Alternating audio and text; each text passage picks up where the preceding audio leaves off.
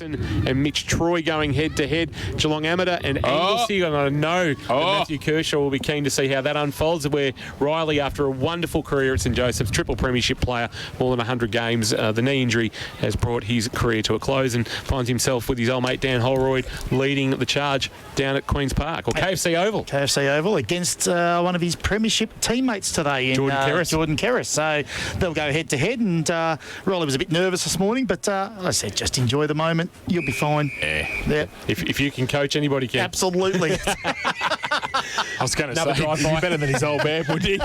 Drysdale and Barwon Heads is a mouth-watering matchup to get things underway down there. They had a sad off season, a couple of big losses off the field. Barney Dieth, who they've actually renamed their Best Club Person Award after, was announced on Thursday night.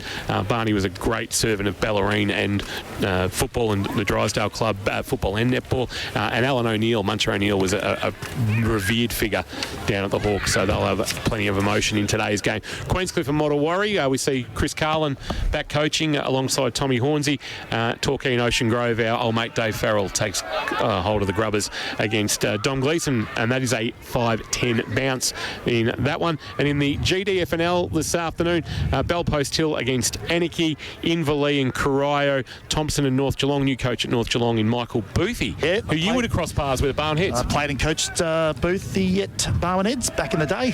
Is he the only person in the world who actually is just known by his surname? Like, you just call him Boothie? Yep, I think so. And he's the only bloke I still know who is well in his 40s that tips his hair still. But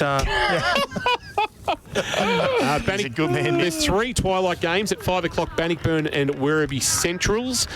Geelong West and East Geelong at West Ovals at 5:30. Matty Iannelli becomes as Kobe Anand is the tallest water boy ever. So of course Werribee wouldn't let him play today despite having the bye. He's just run past us, and he likes giving me the lip running past a commentary box. Kobe's got history with that. East Geelong, Tommy Cordamars will take charge there with Benny Bosley stepping down. And, of course, Winchelsea and Belmont Lions, Butch Shaw, another St Joseph's connection.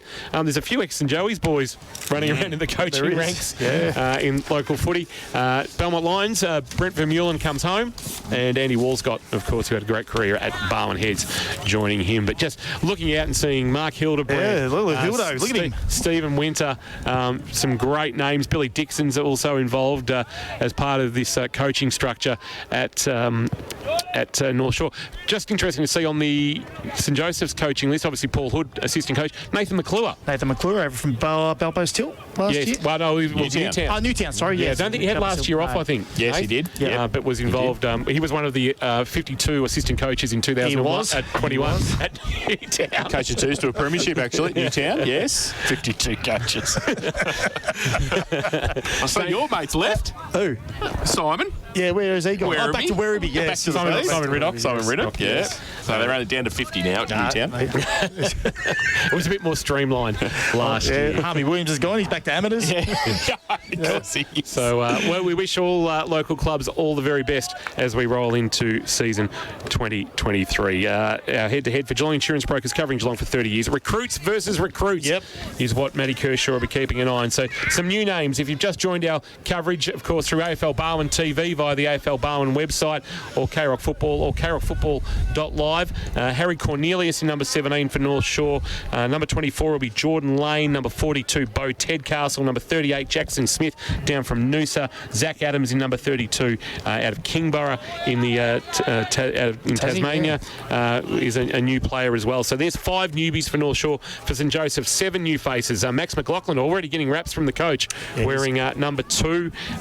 Number 10 will be Ben Kamarick. Number 31, Archer Dibsdale from Muralbark. Oscar Hocking will be in 42. Hunter Lewis in 43. Which Humphrey had 43? Which one's going to play cricket? Aussie's going to play cricket. Gussie playing the twos. Ollie Northern will wear number 53, which isn't a revered number at St Joseph's. So Joseph Chaplin from Devonport wearing number 13. There's one bloke I am going to miss not calling this year. That Luke Webb. Yeah, me too. Yes. Luke Webb launching it from the goal square. He'll still be celebrating after the cricket premiership last week, I suspect. Murgy Bullock. Murgy, captain, yes. And GCA 2s. He's going to play with Strathfield Say. He is. In the Bendigo League in season 2020. 2023. We've done the ground report for South Point Garden Supplies. It's just starting to get chopped up a little bit. Probably a little bit of rain during the week has just softened things up a little bit. But, gee, some long sleeves out there for North Shore. Will Milsom will rock the long sleeves. Brad Tregenza's got the long sleeves. Brad Gerard's got the long sleeves on as well. I think Bo Tedcastle might also be rocking the long sleeves for... in fact, it's Connor Walmsley. Actually, no, it's Hayden Burns who's got the number 40 on as well. As the players from both the seniors and reserves are going to make their way down to former Guard of Honour in front of the 1984 GDFL Premiership flag that St Joseph's won under Herbie Matthews. And we did talk about Jordan Lane. He's a big boy. 43 goals last year, Kingy, and he won the Matthew Richardson medal for the best player in the competition under 23 years of age. So he's got some talent and he's on Port Melbourne's list. So we are going to get a minute's silence here at Drew Oval. And we will take that minute's silence in memory of Herbie Matthews, a superstar at North Shore, 3-time premiership player, best and fairest, coach of St Joseph's to a premiership, also coached Anarchy and Corio. Our umpires today will be Hamish Irvin, Chris Jones and Jack O'Neill, one of our old favourites, and Chris Jones running this one to start season 2023. But we will take the minute's silence here at St Joseph's as they prepare for their clash with North Shore.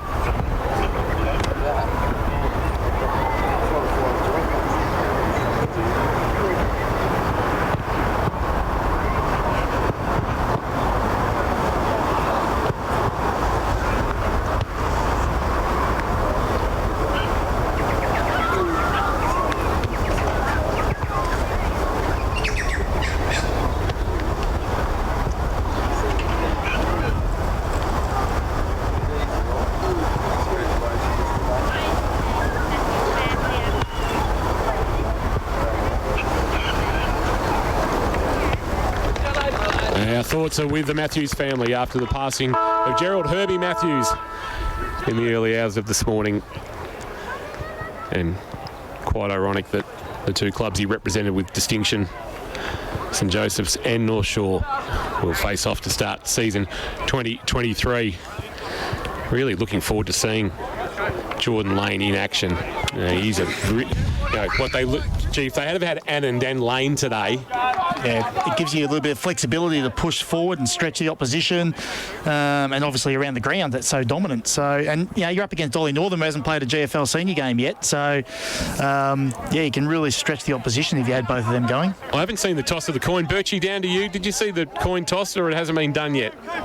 I don't think I've seen the captains come together yet, so we'll keep a close eye on that. So Alex Hickey will captain St Joseph's in 2023 as he did last year. I understand Paddy Cleary has stood down as captain of North Shore. See who goes to the middle to take the toss of the coin. Let's go around the panel. Birchie, who's winning this one and by how much this afternoon? St Joseph's, 46 points. Whoa, Birchie's gone whack. Whack! Kirsch. St Joseph's by 30. No pendulum. No pendulum for round one. We get a feel for it round two. Jace. St Joey's by 8 points. Yeah, I think this is going to be a little bit closer. I'm going to be the... Yeah, go on. I'm going to be the outlier here. I'm going to tip North Shore. I'm going to tip them by 7 points. I think we're going to get a good game of footy here this afternoon. They have to snap a 22-game losing streak. History's against you, Kingy. History is against me, and they haven't won here at Drew Oval since 2005. 18 years of history you're throwing out the window here. Well, it doesn't. I don't think it will impact blokes like Lane and... No, they couldn't care less. They couldn't give two hoots about the 18 years. No, exactly. Players in position, umpires in position, and we are not too far away from seeing the players break from their huddles and getting this underway. What do you want to see early from North Shore, Kirsch? Well, we know what we're going to get. We know we're going to get a hard, fierce tackling side. We know we're going to get that, but I'd like to see some freedom with their running and their ball carrier. I just want to see them hit that forward line, more often than what we'd normally see. So a little bit more quicker play, quicker ball movement, maybe a bit longer kicks into the 50 to give blokes like Jordan Lane and Bo Tedcastle an opportunity to kick some goals and hit the scoreboard. So we've just been told a couple of number changes for St Joseph's. Ben Kamarick will wear number 41 this afternoon, and and there'll be a change also and this is thanks to our good friend Todd Nikolic at St Joseph's. Number 31, Archer Dibsdale, will now wear. Well, we're going to see the number 33. It won't be Luke Webb, but it will be Archer Dibsdale this afternoon in 33. So the grammarian, that's what he's going to be known as. That's a good grammar name, that is. Archer Dibsdale. Archer Dibsdale. From the Toorak Dibsdales. Yes, that's right. That's the leafy suburbs. Been to the grabber. So starting in the middle for Connor Walmsley's going to start in the middle. Looks like Phil Bell Chambers will be in there. Gerard in there as well. I think I saw Harry Purcell. So looks like they're going to start laying forward. So they're going to run Bell Chambers maybe as an undersized ruck. They are, by the look of it. In fact, it's Jacob Miljevic that's in there. Yeah. Miljevic's in there. So he might start as an undersized ruck against Northam.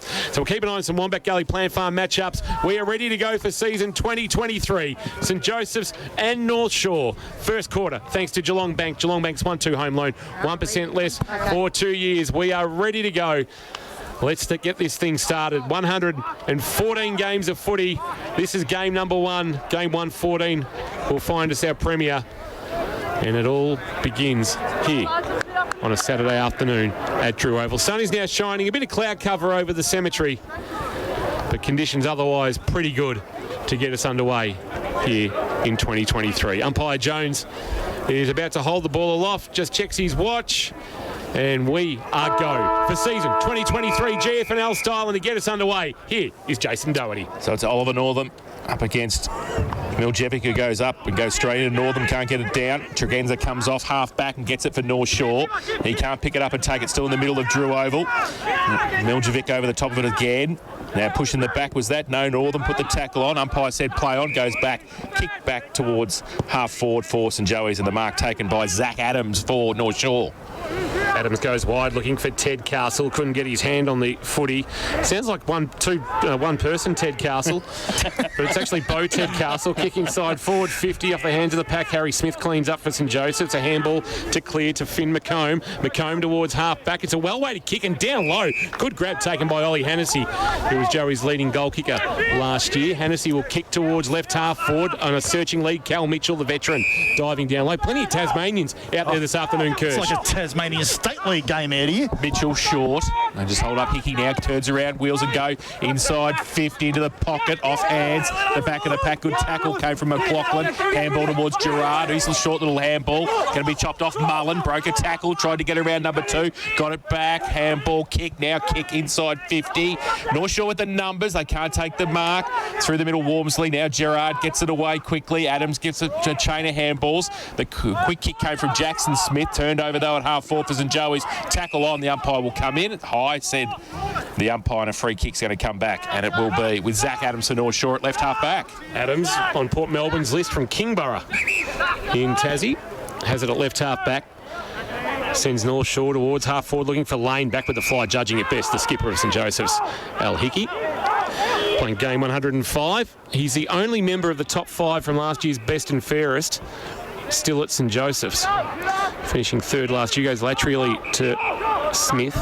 Smith with that elbow strapped, kicks towards a leading De Grande, and he's changed numbers this year. He's gone from 13 to 23, and De Grande has marked. There's going to be a free kick for a push in the contest, and Brad Gerard with that unruly mop of red hair, can't miss him, has taken the mark. He goes short, and Miljevic presenting up takes the mark. So Miljevic goes deep forward into the pocket. In front, though, and Jordan Lane not happy with the delivery. Al Hickey was able to take the mark easily and get it laterally to Owen in the left back pocket for St Joey's. Cemetery end of Drew Oval. Wants to move it quickly. Goes towards the lead. Oh, Mitchell came out late and got there late. Adams took the mark, got it away quickly. Harry Purcell drills the ball in. Oh, Langan dropped the mark he should have taken. Ball spills free. Kamarick over the top of it. Handball to Grandy. Runs across half back. St Joseph's, can they get around? They try and work the ball through hands. They do so now. Ball comes out towards Jack Buckley.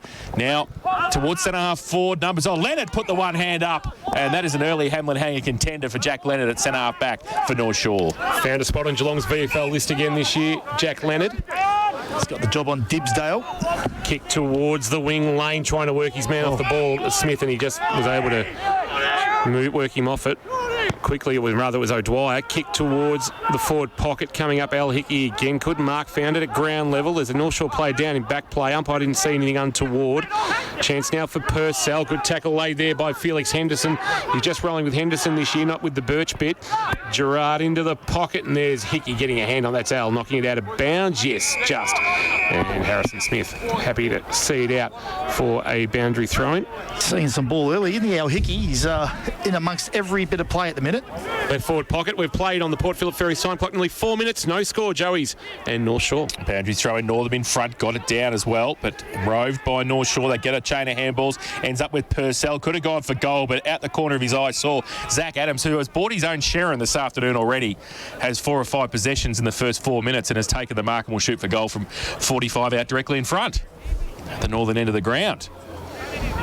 He's keeping his width out there, Kirsch, isn't he? Absolutely. That's what you got to do. Forward. Yeah, particularly in a smaller ground too. You got to try and open up those channels. So Zach Adams comes in. Right foot kick, northern end of the ground. Looks pretty good off the boot. North Shore are pretty happy with that as well. And he puts his first on the board. First of the afternoon. And first for North Shore, 1 straight 6. They lead St Joey's yet to score. Geelong Bank K-Rock, first quarter scoreboard. The way St Joseph's are playing, they're sort of getting right up the ground, and that forward's been out of position a fair bit, and turning the ball over around that midfield area is certainly hurting them at the minute. But he looks likely, this Adams, doesn't he? He's had a few touches already, and like we said, he was in 2022 Team of the Year last year in the Tassie League, so he's no schmuck. He certainly holds his width and plays some good footy.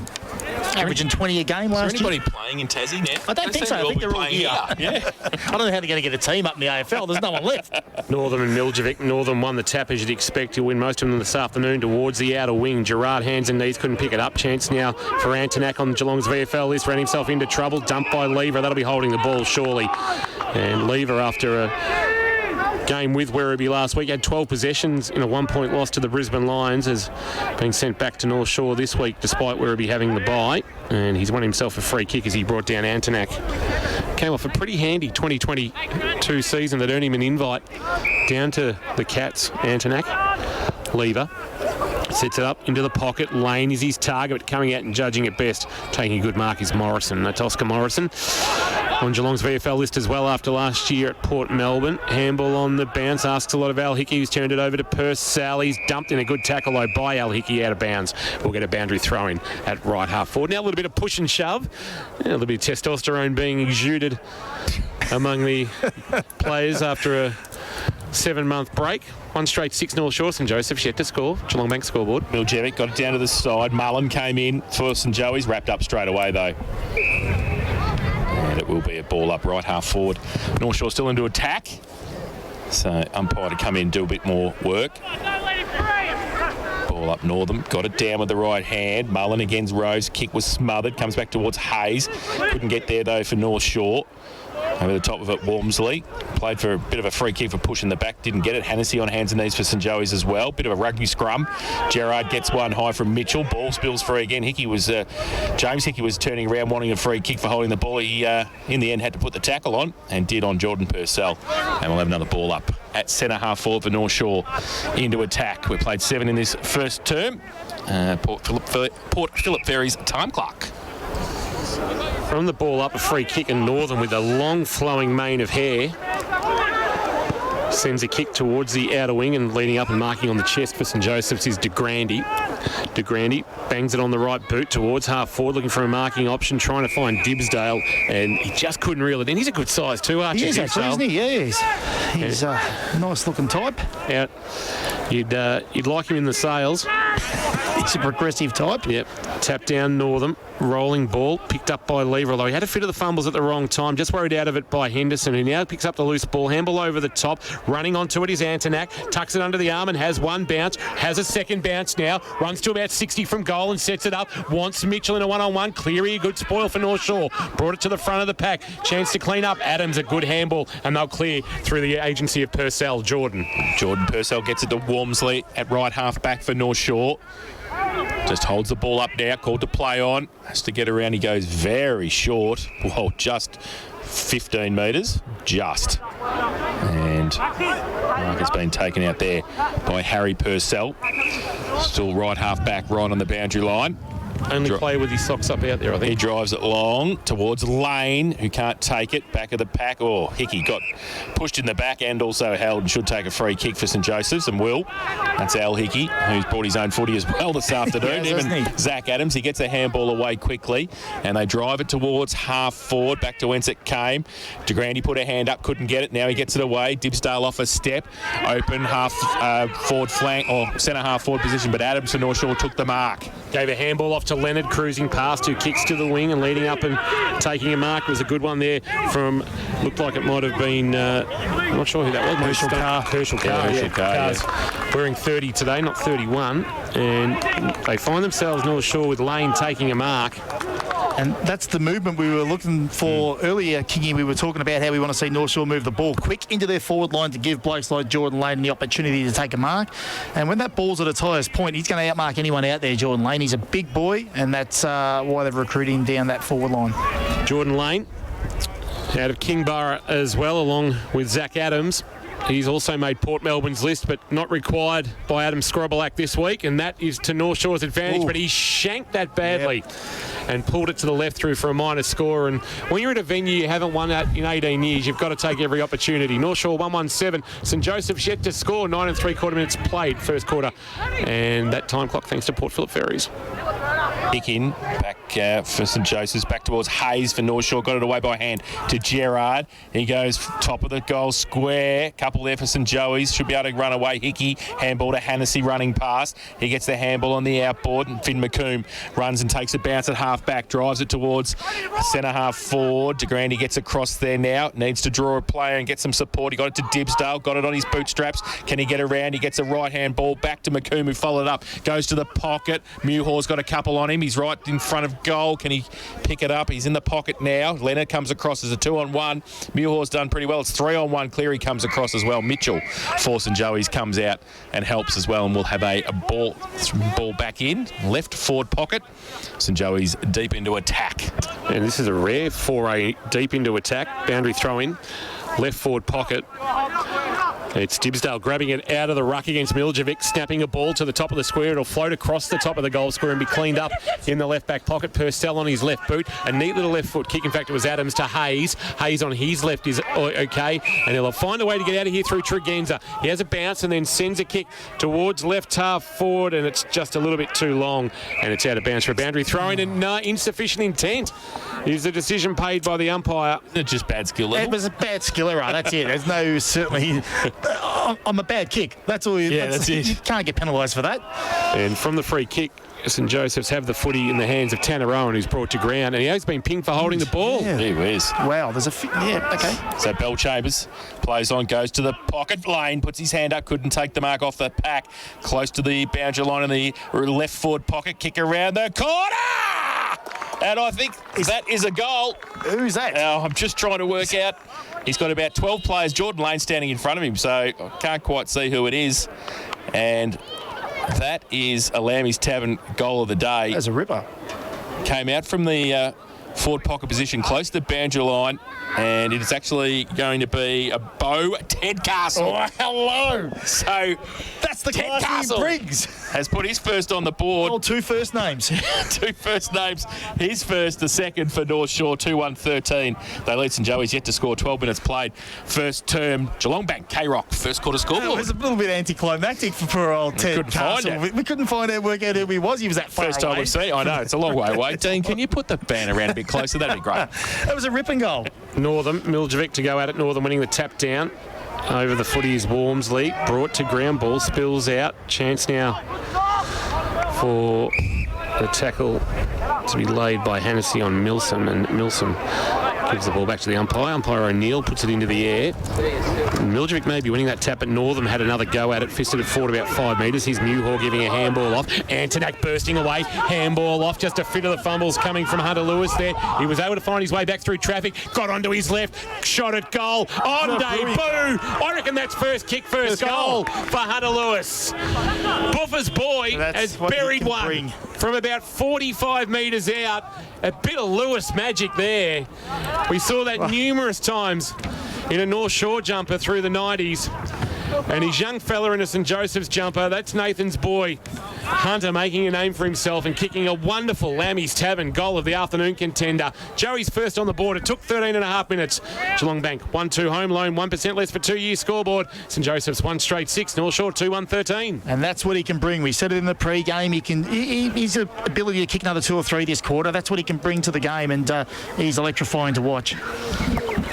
So quick reply by St Joey's. Northam goes up, gets it down, beautifully roved in the middle, and they can run free. Hickey goes towards half forward. Lewis is coming out again. Back towards Mulehall, overrunning it to Grandy. Leonard's handball over the top, set Lever a bit of a task. He couldn't pick it up. McComb was there as well. He couldn't pick it up either. Pack develops on centre wing, close to the coach's boxes, and the umpire will come in and ball it up. There's a little bit of Jordan Kerris about Ben Kamarick. Yeah, he's a smooth mover, isn't he? Yeah, just a good size sort of across the chest, and he's real skillful as well. I've seen him at training a few times, and he's a very skillful unit. Northam won the tap, then did his own roving, over handball to Mullen, a high floating ball. Lewis in a one-on-one, coming across to Grandy, brought it to ground, then tried to do his own roving. Did he get a shove from Hayes? Umpire said didn't see it that way, and he says give it to me, I'll ball it up. Right in front of our best seats in the house, thanks to Apco Cafe 24/7. Try the all-new Chimichanga Jaffle today, only at Apco Cafe 24/7. Drew Oval, bathed in sunshine now this afternoon for this opening round, or round 3 clash. Through the middle, Hickey couldn't take it. Gerard for North Shore tried to get the handball away, and James Hickey put the tackle on. The umpire will come in a ball up right in front. And as Kingy said, the best seats in the house. That wasn't a tackle, that was a wrestling. It was, wasn't it? Little left forearm over right leg and neck. Now Northam got the tap away. Leonard tracks it, couldn't pick it up. He needs some support. Smith comes across for North Shore to help Wormsley. Off a step, right foot kick back to the middle. It's Joey's with the numbers, punched away from behind. They can't take it with it now. Clearing kick back towards. Oh, that was a high tackle and should. And a second tackle as well. And that was on Hunter Lewis, who got the ball, got a high tackle, and then got one for his trouble as well. And the St Joey's boys coming in to remonstrate. Louis Antonak and Phil Bellchambers having a. It was Phil Bellchambers, wasn't it, that came in? Hunter Lewis doesn't care. He's walking to the goal square. So most of the players are in this little fracas in front of us. And half forward, and now the umpire will come down. He's got 50 for that extra tackle from Bellchambers. So Hunter Lewis will, you would suspect, be able to put his second and St Joseph's second on the board. He does. He comes in, does that. Second kick, second goal. Two straight 12s for Joey's. North Shore 2-1-13. 16 minutes played. First term, Geelong Bank, K-Rock. First quarter scoreboard. They're doing a lot of work up the ground, St Joseph's forwards, but when the ball actually is coming into their forward half, they're actually resetting really quickly. So they're making the defenders actually work extra hard as to whether they're going to guard some space or whether they're going to go man on man. So the St Joseph's forward line's working really well together at the moment as a unit. First quarter, thanks to Geelong Bank. Geelong Bank's 1-2 home loan, 1% less for 2 years. You can find them during Hap Street in Geelong, top of the hill. Back in the middle. And doing the ruck work this time is Cornelius against Northern, but the result the same, Northern winning the tap. Chance, so for Bellchambers, who gave up that 50-metre penalty, a handball on the bounce through traffic. Adams got a handball back towards a voice.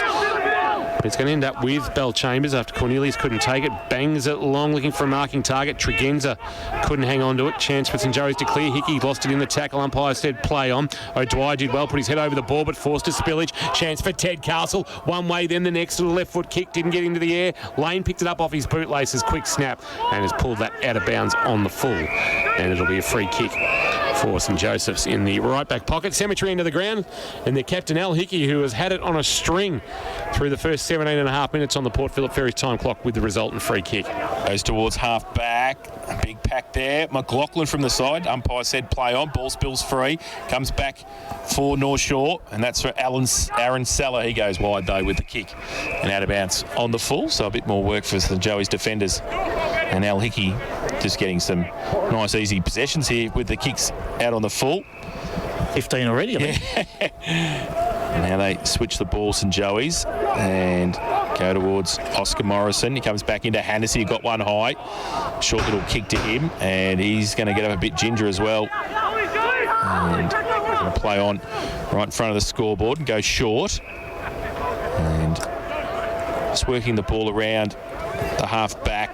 Morrison followed up again in front of Lever, and he's taken the mark at left half back for St Joey's. Oscar Morrison with the footy, former Geelong Falcon, when undrafted at the end of 21, goes short to Harrison Smith. He just has to hold for the moment. He swings onto his left boot, sends it towards left half forward, over the head of Grandy. Leonard judged it best, took a nice mark. A Hamlin hanger contender from the talented defender from North Shore. Got the headband on this afternoon as he goes short, and Milson took it on the half volley according to the umpire, and Grandy wrapped him up, and the umpire says, I'll take it, give it to me. And we'll get a ball up left half forward. So St Joey's made rare forays forward, but they've kicked 2 goals to trail by only a point. North Shore probably better of the possessions at the moment. Dibsdale doing the ruck work, won the tap down Lever, a handball off. Quick clearing kick came from Jordan Purcell. It'll float towards the middle of the ground off the hands of the pack, taken nicely by O'Dwyer for St Joseph's, and he saw the lead come up. Dibsdale, in fact it was Kamarick who gave a handball off, and that Muhor lost it in the tackle, then got it back, and then a little 1 metre kick that was reaped away by Gerard, who kicked very, very wide. Looking out there for Milson, couldn't find him. James Hickey sold a teammate up the river, but it was Dibsdale. But now North Shore, I should say, through Hayes, will get a chance to go forward.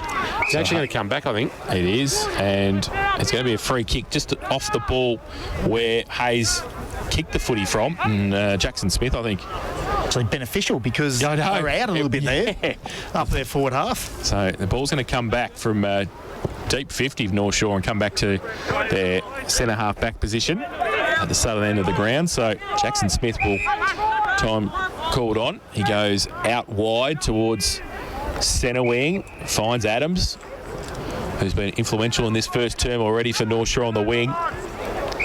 Called to play on now, drives it long towards inside 50, big pack there over the back, no mark, taken off hands, and was that a hold? The umpire said play on. The ball came around, Al Hickey goes back, he crunches into his brother, and they see it through for a rush behind. So thought they were in the backyard. Yeah, 2-2-14 North Shore, 2 straight 12 St Joey's, Geelong Bank K-Rock first quarter scoreboard. Joey's have got it to half back. It's in the hands of Mullen, who fires a handball wide to Harrison Smith. Smith shrugs off a would-be tackler in Adams. Handball over to set to Grandy a task, but got out of the tackle of Jordan Purcell. Kick inside 450. Northern back with the flight. Stonehouse did well at the front to knock it away. Provide a spillage. Here's Adams again. He's been outstanding. Kick to half back though wasn't great. And a good mark to Grandy flying over the top with a Hamlin hanger contender. And now that awkward kicking style, it went through the hands of Lewis, and Lewis might have just pinged a calf there, I reckon. Just as he went to take off, he dropped the mark. The kick was intended for his teammate in Kamarick, and he's okay now. Looks to a freed up. Might have just tightened on him for a moment. Yeah. Didn't look good. Northam doing the ruck work. Walmsley for North Shore. Northam brought to ground. Lever, a quick handball up to Harry Purcell to get North Shore out of trouble. They go towards centre wing. Big pack there. Lane's handball forward to the ball. Tregenza wrapped up straight away. Not going anywhere. And the umpire will come in and ball up. Tackle came from Dibsdale there, the grammarian. And it will be a ball up centre wing. For Geelong Sports Medicine Centre, Jane Birchall down boundary side. Just keep an eye on Hunter Lewis, whether there's any further issues for him. Oh, Will, that's the last thing they need. Didn't they have 2 calves during the week or Thursday night? So did. it's catching. Ball goes to half forward now for North Shore. Handball over the top. Milsom couldn't take it with him in the half forward position. Mullen puts a tackle on. Pack develops. Umpire will come in and ball it up. It's usually the old man's injury, the calf. Yeah, you know, start the hamstring and work your way down, don't you? I do hamstring getting out of bed, calf getting in the shower. Umpire puts it into the air. Miljevic to do the ruck work. Dibsdale might have gone back, but here's a chance for North Shore. Quick snap out of the pack from Hayden Burns. He's just pulled it too far. No, he's kicked it. He's kicked the goal. St Joey's players are arguing that was a behind, but Hayden Burns doesn't matter because he's just snapped a nice goal. He's got the third on the board for North Shore, and they take an 8-point buffer into this time on period of the opening term, thanks to Geelong Bank. Geelong Bank's 1-2 home loan, 1% less for 2 years. North Shore 3-2-20. St Joseph's 2 straight 12. They're just getting more numbers around the ball. Fall of the ball in the air when they've got some run and carry. They've just got more numbers around the ball, and they're really making St Joseph's work to chase and try and, retard their run and defend really hard. But it's too many numbers. They're outweighting them with numbers at the moment. And that's what's getting North Shore so many forward entries. Dibsdale having a run on the ruck now, giving Northam a chop out for St Joey's up against Miljevic, who goes up. Dibsdale gets it down. Broke by Smith. Runs through the middle for St Joey's, goes deep and long towards De Grande, who put her hand up. Hayes was next to him. Rowe front and centre. McLaughlin wrapped up. Ball spills free. Northam off a step towards the goal square, and Leonard got back there, goalkeeper style for North Shore. In fact, he didn't take the mark, and it was through for one behind to St Joey's. So 2-1-13. They trail North Shore 3-2-20. Geelong Bank K-Rock first quarter scoreboard. Port Phillip Ferries time clock at 23 3/4 minutes. The only way to travel to the footy. Port Phillip Ferries. Leonard goes wide looking for Cleary. Spoiled away from him. De Grande had no room to work with for St Joseph's in the left forward pocket. And we'll get a boundary throw in. Eastern side of the ground. Good crowd in attendance to open season 2023 GFL style. Hope you're enjoying the call through KROC 955, KROCfootball.live and the AFL Barwon website.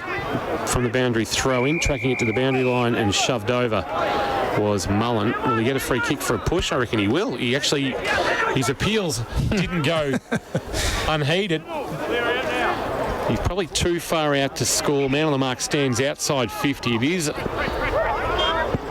kick that he'll just set to the top of the goal square. De Grande, Northam off the hands of the pack. McLaughlin was ready to swoop, couldn't take it cleanly. He goes off the ground. I reckon that's off the ground from Northam, is it? And I reckon that's going to be. Oh, we've got a discussion. Well, there's no arc to go to. we can decide over here. So umpire Chris Jones having a chat with the goal umpire about what has taken place. He'll go back to the line and touched. Wow. Now, the central umpire had no idea, right? And then the goal umpire was going to call that a goal, and the only one remonstrating was North Shore player. So how did they get to that conclusion? Carr plays on from fullback for North Shore, kicks it long and wide. Oh, good mark over the back. Guess who? Al Hickey. Seriously, he's got a disease. Nobody's going near him. His right foot kick back in towards Northam, who goes up, can't take the mark. McLaughlin at the back. Hayes for North Shore clears the kick, but only as far as Dibsdale, the grammarian at left half forward, wants to play on and drive it long. He's 55 out. He's wondering where. Give it some air. He's bought rain with that. De Grande in front, goes up, can't take the mark off hands. McLaughlin kick out wide. Hennessy tapped away.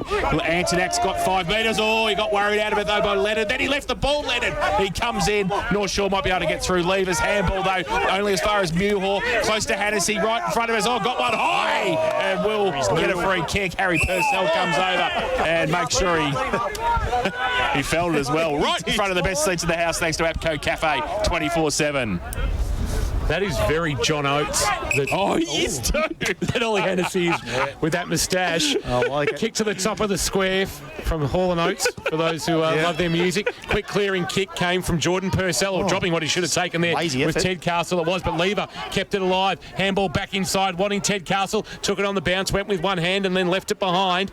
Chance now for St Joseph's. Buckley, good tackle. Bell Chambers brought him to ground, and that's holding the ball. Gee, that was hot. He actually you can handball it, can't you, when you get tackled? Yeah. So Bell Chambers with the resultant free kick goes short. Miljevic. Handball to the run of Ted Castle. Takes on the tackler and then didn't get past Muir. He sold the candy too early, though. He fended Kamarick, and then Xavier Muir said, "You are going nowhere." And now it's a 50-metre penalty against Ted Castle. He didn't see the other three. He did on the other side. Muir was the one that laid the tackle, but Kamarick's going to end up with the free kick, so I'm not sure how that's eventuated. No. And umpire Jack O'Neill has... He's Jordan Kerris 2.0, isn't he? He goes into the left forward pocket with a well-weighted kick, and he's found McComb, who marks 20 out from goal with not much of an angle, left forward pocket, and a chance to tie the score as we approach quarter time. Good offensive slide run there from Finn. Just a good kick, though. Has to be precise. Kamarick is a mixture of Riley Ferguson and Jordan Kerris. He kicks the ball all right, I tell you. He does. Ben McComb with the footy, left forward pocket. 5 games, 5 goals last year in his debut season. A chance to make it 6 from 6, and he's pushed that across the face, and the margin is 5. Fade. First quarter, K-Rock, Geelong Bank scoreboard, St Joseph's 2-3-15, Trail North Shore 3-2-20. So Leonard with the kicking duties for the Seagulls. Goes short into the back pocket. Carr takes the mark. Want to move it around the half back to Hayes. He goes over the top. Missed the target though. And Buckley goes short. Spears the pass Lewis, who's been influential in this first term. Left foot kick across towards Muir. Mitchell comes across the top of him, so they both go against each other. And then Muir dragged it in, then tried to get the handball away. Then the handball towards Lewis, coming the other way though. North Shore couldn't get it out. Lewis, he dropped the ball in the tackle as well. Pack develops about 35 out from the St Joey's goal, and we'll have a ball up. So just a couple of areas there from both teams. And a nil-all draw in the end, we'll have a ball up. By Jones to put it into the air, about 30 out from the St Joseph's goal.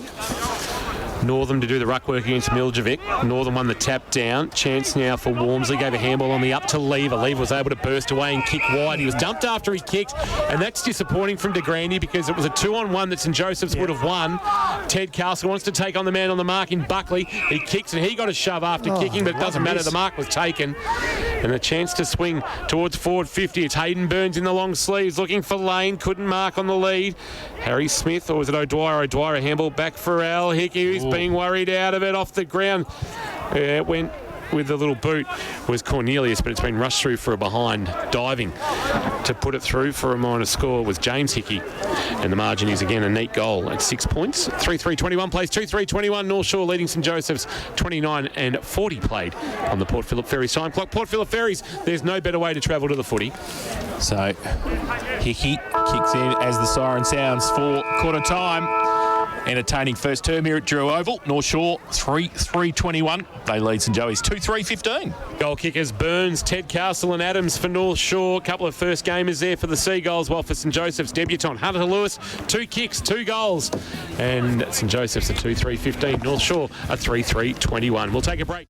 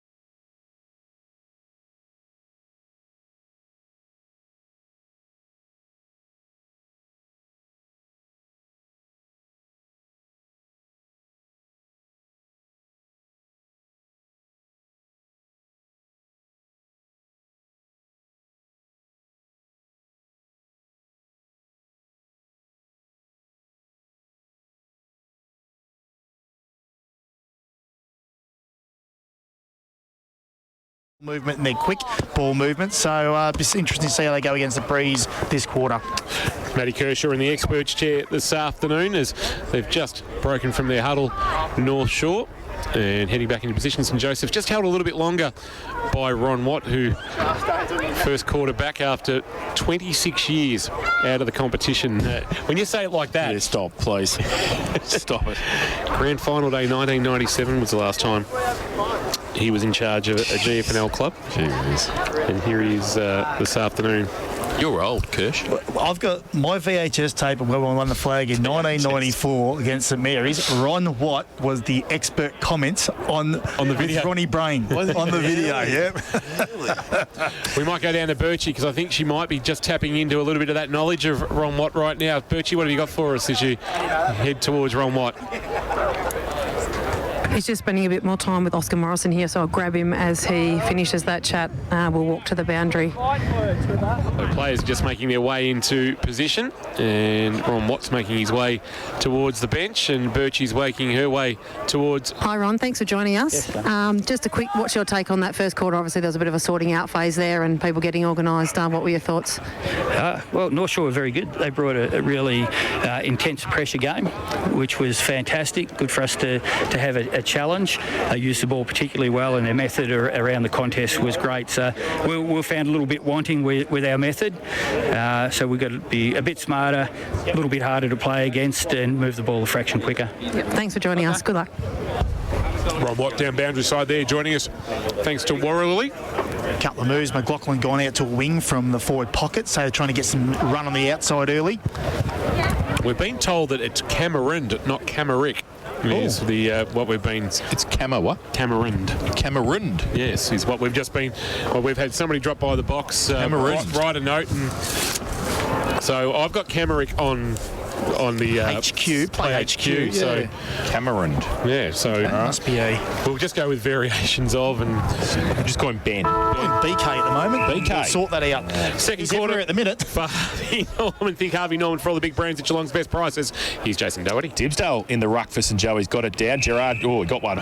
Jack Mullen just went straight for the red hair rather than the footy. He thought it was the football, I think, the Sharon. And Gerard at the back end of the centre square drives it towards half forward. Lever goes up. Oh, good mark at the back. Great mark coming out one hand. Oscar Hocking and Hamlin hanging contender for St Joey's there. Over the head of Hennessy. Leonard off a step for North Shore. Kick around the corner. Lever left it behind Hocking again. Does well. Left foot kick was smothered. Comes back towards Lever a third time. Handball back towards Antonak for St Joey's. Over the top of it. He can't pick it up. And the umpire says play on. Bellchambers there with him as well. And we'll have a ball up. Centre wing on the outer side. Bathed in sunshine drew over this afternoon. This clash St Joey's and North Shore.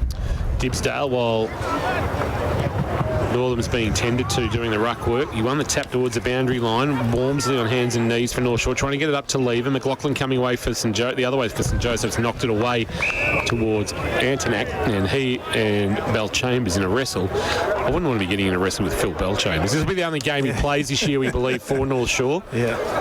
We'll go back to Lauderdale in the Tassie State League next year, so we won't have a third full season. Is that a push in the back on Mullen? Umpire said no. Wormsley did well. Got a handball up to Bellchambers. He lost it in a tackle, and that was a good tackle too by Antonak. And he wins a free kick at half back. Louis Antonak, right half back with the footy. As spectators on that side of the ground shield their eyes from the sun. Sends a high ball towards right half forward to Grandy. His target carried him. Chance at the front for Hunter Lewis. He was slung in the tackle as he got a handball away. Leonard over it, wrapped up in a tackle by Muhor and going nowhere. And at left half back, a ball up.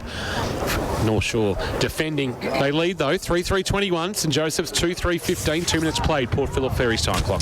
Dibsdale gets the ruck contest down and come across. That was a good tackle from Henderson for St Joey's. Muhor does well, collects the footy. McLaughlin ran past it, couldn't pick it up. Leonard put a tackle on him, and Walmsley comes across with a tackle for North Shore as well. And that was on Louis Antonak, not going anywhere. So we'll have a ball up just inside the centre square at half forward for St Joey's. Dibsdale got it down and do his own roving work, got a second tap to it. Lewis, he couldn't take it, puts a tackle on Leonard, and real scrum-like, and holding the ball, said the umpire. So he said Leonard Dragged it back in, so Lewis will take the free kick at centre-half forward for St Joey's. 2 goals in the opening quarter from the debutant. A high kick, right forward pocket. Cal Mitchell, his target. No, Morrison, in fact. What's Morrison doing down there for Wombat Gully Plant Farm? They've made that move. That's what I reckon Ron Watt was talking to him about at quarter time. We're going to put you forward. We're trying to get you and Mitchell into the game. And, that's the kick. If you can get it on top of the head, he's a big unit, Oscar Morrison. Just get it on top of his head in a bit of space. It was a pretty clever click in the end.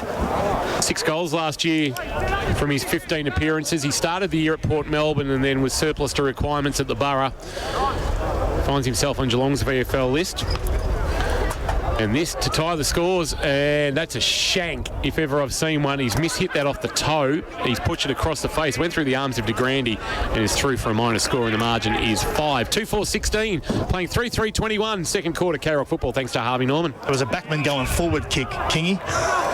Kick in to Jordan Purcell, gives it back to Adams, back to Purcell, off a step, has to drive it long towards centre-half back. Numbers there. Dibsdale couldn't take it for St Joey's.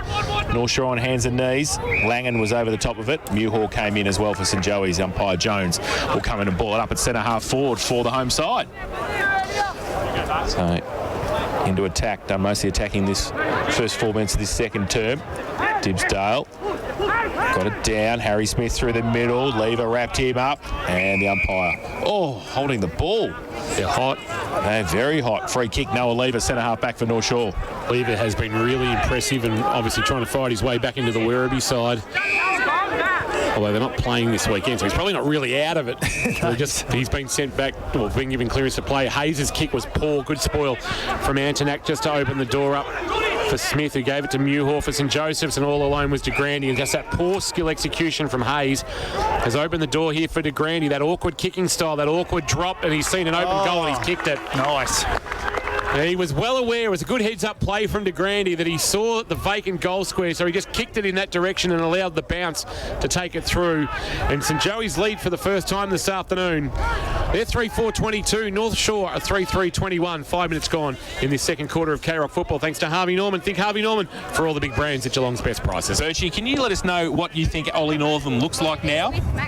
Well, it looks like a Joel Selwood gone wrong, because it's going around and under his chin. He's got the wild man of Borneo hair. Not around his around his head, but under his chin. So I just noticed that he looks like he's had a jumper change as well. So a bit of claret maybe coming out. Yep, wearing number 5 now, Ollie Northam. You're not going to miss him. He's in the ruck and he goes up and he probably gets a free kick, I suspect. And he's got the big strapping around the chin and around the head. He looks like the mummy. And he's got a free kick wearing the number 5 now. He, in fact, handballs it away to Mullen. Off a step. Inside 50. Hannessy waited for De Grande to come to the front for St Joey's and then does the roving work. Hayes put the tackle on. He got it away quickly to Owen. Ran out of room in the phone box in front of the scoreboard. Couldn't go anywhere. He's out of bounds. So we'll have a boundary throwing right half forward for Joey's. Usually the blood jumper is a lot higher than what you're wearing. 87 or something. He's gone from 53 back to 5. Well, it was his Falcons number, so maybe he wanted to keep the 53 yes, number. That's right. So. Boundary throwing chance here for Mullen, jamming it on the boot. Wonderful. Look at him, The celebration from Jack Mullen. Isn't he happy with it? As he kicks a contender for the Lammy's Tavern goal of the day. Pounced on the loose ball, threw it on the boot, and not unlike his little celebration at South Barwon on Anzac Day a couple of years ago. And Joey's goes 7 points to the good. 4-4-28, playing 3-3-21. 6.5 minutes gone in this second quarter of K-Rock football. Think Harvey Norman for all the big brands at Geelong's best prices. Corio and Warn Ponds. Well, we haven't had a celebrator of a goal out at Drew Reserve since Joey McCullough. It must be Super Joe's days, really.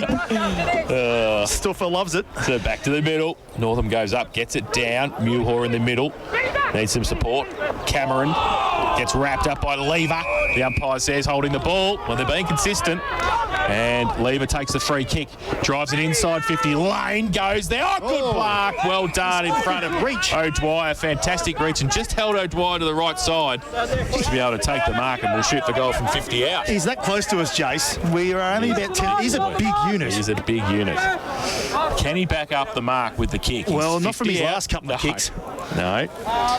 He's 50 out. Right in front of the best seats in the house, thanks to APCO Cafe 24/7. Jordan Lane, we're going to get a great look at this.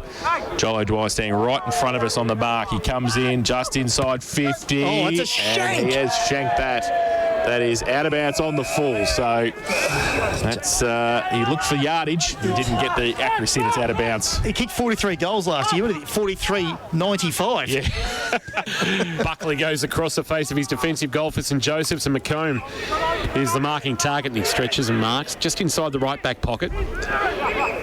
Jace, you know I like my out of bounds on the full statistics, and we're up to 5 already. Oh, jeez. Kick to the wing, and Morrison on the juggle has taken a good mark.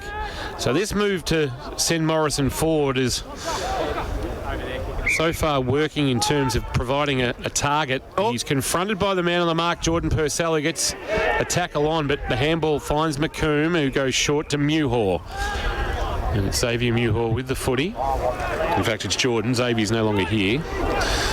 Amos? At Amos. So I see Riley Kershaw just stealing blokes. Jack Buckley with a long bomb to the goal square. But the Grandy back with the flight. There should be a free kick for pushing the back gunner Milsom, who got a shove there from Henderson, I think. 50. And a 50-metre penalty as well. So just to ease some of the pressure on North Shore, they've really been under attack in this opening 9 minutes on the Port Phillip Ferry time clock, Kirsch, in this second quarter. They have. They've had a lot of repeat entries at the moment, St Joseph's, which Ron will be absolutely thrilled with, but they just hit the scoreboard a bit more. Leonard's kick wasn't to anybody in particular for North Shore, so the ball's going to come back through. That's a great kick. Henderson inside 50 for St Joseph's, all handball backwards. And kick around the corner from Salah was okay, and finds Milsom in between the back pocket and half back in front of the Alan Russell Pavilion. He's going to drive it down the line. Does so now. Wants Lane, who goes up. Oh, got a hand to it. Couldn't quite take the mark. Lever off the side. And coming in, Bell Chambers. And he and Lever wrap up Muhor. And we're going to have a ball up right on centre wing. It's 4-4-28 St Joey's. North Shore 3-3-21. And we've played nearly 10 minutes on the Port Phillip Ferries time clock. Lane doing the ruck work. Won the tap down. Harrison Smith, the roving for St Joseph's. A handball back to Cameron. Cameron, a handball that just was out of the reach of Tanner Owen. And it's out of bounds for a boundary throw-in. Almost a true centre wing right under the nose of Jane Birch, who's boundary side for Geelong Sports Medicine Centre. Brought her own little deck chair as well. I thought, although if you put the deck chair away, Birchie. Yeah, no, the deck chair's not out today. I thought I won't unleash that round one. That might look a bit lazy. Cameron did the roving, gave a handball to Jack Buckley, a high right foot kick into the left forward pocket off the hands of the pack, taken by Mullen, finds some room where there was none, pushes the kick wide looking for Morrison. Good spoil came from Salah. Salah was wrapped up in a tackle after he took possession of the footy, and we'll get a ball up in the right forward pocket. I haven't seen a lot of Cal Mitchell. No, I was about to say the same thing, Kingy. Can you just keep an eye on Cal Mitchell's movements for us, Birchie? I don't think he's out there, just not sure whether the... He's actually, yes, I just looked down there as you said that, because I noticed him come off before and he was just doing some circles with his ankle, so perhaps a little roll to that. But he's coming up now that we speak. He's coming up to the interchange, so it looks like he's going to come back on. All right, thank you, Jane Birch, down boundary side. Injury updates for St John of God.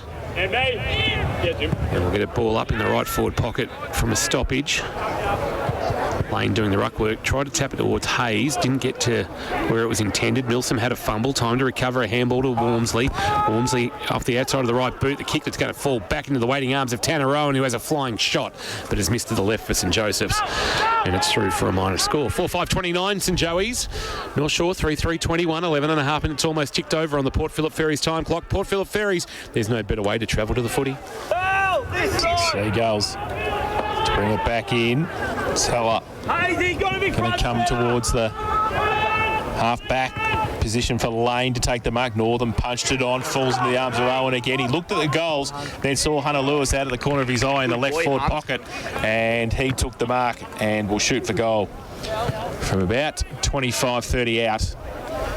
Pretty cute angle. Tough kick for a left footer. And guys, with the win, this is a tough kick because it's pushing all the kicks across to that side that he's on. So it will be tricky. You'll have to aim out to that right hand goal post. Yep. He's going to kick this. He comes in, left foot kick. He kicked many of them at training, and he should be off the ground for that. That's terrible. 2-1. And Wolf, if you're listening, what are you doing? His old man would have kicked it. Yeah, his old man would have kicked it. His old man would have told the gallery there too in front. 4-6-30 St Joey's, North Shore 3-3-21. Harvey Norman, K-Rock, second quarter scoreboard. Leonard with a short kick in to Gerard, who we haven't called a lot of in this second quarter, if at all. started brightly, the left footer, and he's kicked it straight into the man on the mark, and that's ricocheted off Jordan Newhaw and out of bounds for a boundary throw-in in front of the Alan Russell Pavilion. So just a lazy exit there from North Shore, and they actually find themselves now hemmed into their defence. Boundary throw-in is a shallow one, lane on the tap down, but the roving by Cameron, flying shot at goal is just to the left and through for a minor score. So they are peppering here St Joseph's. They now have a 10-point margin. They did trail by 13 points early in the first quarter. 4-7-31 they are now. North Shore 3-3-21, 13 and a half minutes played. Cleary kicks it in this time for North Shore, goes out wider looking for Lane, who goes up, takes the mark in front of Northam at half back. So the big fella, as the ball in hand, drives it long over the back, going up. Oh, nearly a good mark. That came from Chaplin for St Joey's. Just a couple of feet there, Gerard, and also Hickey, and it's out of bounds for a throw-in. Just forward to centre wing, only half forward for North Shore. Not many forward forays in this second term for the Seagulls. Just the two inside 50s, Jace. Yep, so Lane, short boundary throw in, and Morrison got there first. Mullen got a hand to it, might be able to track it as well, and then gets wrapped up, ball spills free. North Shore fighting hard for it on hands and knees. The umpire, he's going to come in and ball it up, so we'll have a reset. 4-7-31 St Joey's, North Shore 3-3-21, and we have played 14 minutes on the Port Phillip Ferries time clock in this second term. 2 goals, 4-0 score in this second quarter so far. Play on advantage from the ruck contest after a high tackle against Lane. It was sent along by Cameron towards the left forward pocket, and Paddy Cleary can only see it out of bounds for North Shore, and another stoppage in that left forward pocket. What have North Shore got to do to get themselves out of what's a little funk at the moment, Kirsch? What they were doing in the first quarter, get their hands on it, get some numbers around the ball and run and carry. They've really just got to break the lines, and they're not doing that at all at the moment. They're really stagnant around the stoppages, and they're really stagnant with their ball movement. Here's a chance for St Joey's. Hannessy, Mewhaw, left footer, left forward pocket, tough kick across the face. He's kicked it. That's a He's goal. been able to sneak it into the right-hand goal post, and he's kicked an absolute cracker, Jordan Mewhaw. That is a Lammy's Tavern goal of the day contender. Lammy's open Friday to Sunday with happy hour and free entry before 10 p.m. And St Joseph's go to 5-7-37. North Shore a 3-3-21. 15 minutes gone in this second quarter. Thanks to Harvey Norman. Think Harvey Norman for all the big brands at Geelong's best prices. Oh, that was a kick you were looking for, Birchie. That one before with Hunter Lewis. Just let it out there, draw it, and let the wind bring it back in. And that was a perfect kick.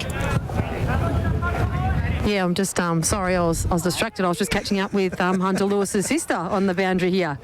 So a bit of a link there, getting some information. Back to the middle, Lane in the ruck against Morrison now for St Joey's, who got it down. Cameron burns some fuel in the middle and goes with the right foot kick towards the pocket. Mark taken. And a good kick too out in front. Not much that Salah could do in the end, and Hennessy put the hands up, and Hall and Oates, if you don't mind, has taken the mark and will shoot for goal from 35 out, 45-degree angle. He's really, Ben Cameron's really taken this game by the scruff of the neck. As Zach Adams in the first quarter, Yep. the newbies, and BK stepped up this quarter. BK. So Ollie Hennessy hasn't troubled the scorers yet this afternoon. Northern end of the ground, 35 out, off only a couple of steps, and he has missed, and that's probably why. A couple of steps, one behind. They've wasted a few opportunities this quarter, St Joseph's. They probably should be a couple more up. 5-8, so they've kicked this quarter 3-5. 5-8-38, North Shore 3-3-21. Harvey Norman, K-Rock, second quarter scoreboard. Think Harvey Norman for all your big brands at Geelong's best prices. Leonard just directing traffic with the kick in. He runs out of his defensive goal square, sends it towards broadcast side. His target there is Hayes. He couldn't complete the mark. Front of the pack, Miljevic. And it's through hands. It's trying to get to Gerard, but it's going to spill out the back. Here's Hannessy. Quick handball release on the bounce.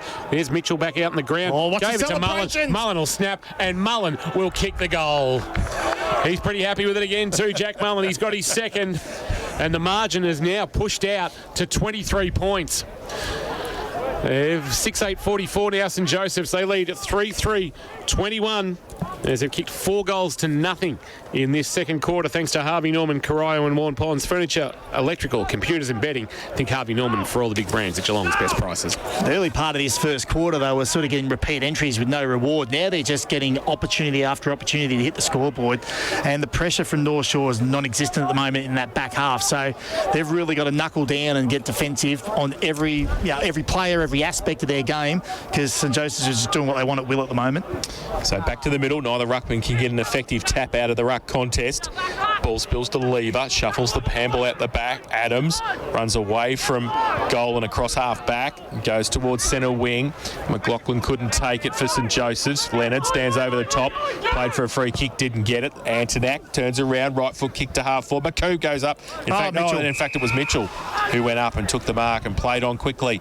Cross half forward, pushed the ball out wide. Nobody really there for St Joey's. It was McComb who came in at the end. Now the handball over the top to Purcell. Harry drags the ball back. Handball over the back towards Harry Purcell. He's got 3 against him. Mullen was one of them. Hannessy was the other. Ball up in the air. Mitchell to go up, no 15 there. Oh, DeGrande marked his own ball. Gerard in the end for North Shore is going to be able to break free, goes wide. But it's all St Joey's around the ball though. Harrison Smith close to the ball, close to the boundary line. He kept it in the end. Left foot kick, spears it over the head of Mitchell, and the ball still in the hands of DeGrande. Turns around the corner, high kick into the 10-metre square. Is that a free kick? Umpire says yep, it is. To them. And North Shore yep, will take a free kick. Zach Adams in the last line of defence for the Seagulls. Haven't caught a lot of his name in this second quarter, Zach Adams. Just not the run there that he provided in the opening term. Adams takes off into his defensive goal square and sends it towards the outer side of the ground. He's put it out on the full. He was looking for Lane, he's hit it too far, and Harrison Smith for St Joseph's with the resultant free kick sends a low ball under the chest of DeGrande, who marks. Has taken it about 30 out from goal, right of the corridor in front of Hayes. And he'll have a shot on a 29-point St Joseph's lead. Now, this is something during the first quarter we probably wouldn't have anticipated, Kirsch, that Joey's would pull away like this. North Shore were really taking the game up to them, and as I said, led by as much as 13 points in that first quarter. Well, the game feels like there's a 10-goal breeze going down to that end. It really does. It looks like St Joseph's had to work really hard to get the ball up this end, and now North Shore are doing the same. So it comes down to work rate, really, and they've dropped right away, North Shore. Kicked one already to Grandy, and he's pushed that one badly across the face. He's put it out on the full, in fact. It is an awkward drop he has with that kicking style, and the free kick will be taken in the back pocket. It might be Leonard who's got it in his hands. It's a 7th one, Jace. Yes, 7 already. And the ball goes to Milsom at half-back for North Shore. So they've worked it around the boundary, the Seagulls. And now Milsom goes long towards half-forward. Hocking in towards centre wing. Hocking for St Joey's. Dragged it back in. And then the ball spills to Leonard again, who followed it up close to the boundary line. And we will have a ball up. Guys, just on that breeze, it does, when it springs up, it does have probably a couple of goals in it, but certainly not what we've seen here from St Joseph's, but there is an advantage to that side for sure. Northern and Lever now got one high, said the umpire. So Noah Lever, who's been North Shore's biggest possession getter so far, will take the free kick on centre wing. Called to play on now. So drives it long towards the best seats in the house thanks to APCO Cafe 24/7. Lane goes up, got one high anyway. Oh, and Northern kicked it away and had a long time. Well, he's very lucky there. He was very lucky. He's had more bandages put on that head of his. He's got a little bit, he's like a fashion model there now with a big mulwar out the back and a little bit of hair in the middle. But Lane's got it 55 out. Come in, drive it long to the top of the square. Northam's going to be there with a couple of others as well. The big pack develops off the side of the pack. Smith got pushed past it, and St Joey's happy to see it through for a rush behind. So they go to 3-4-22 now, North Shore.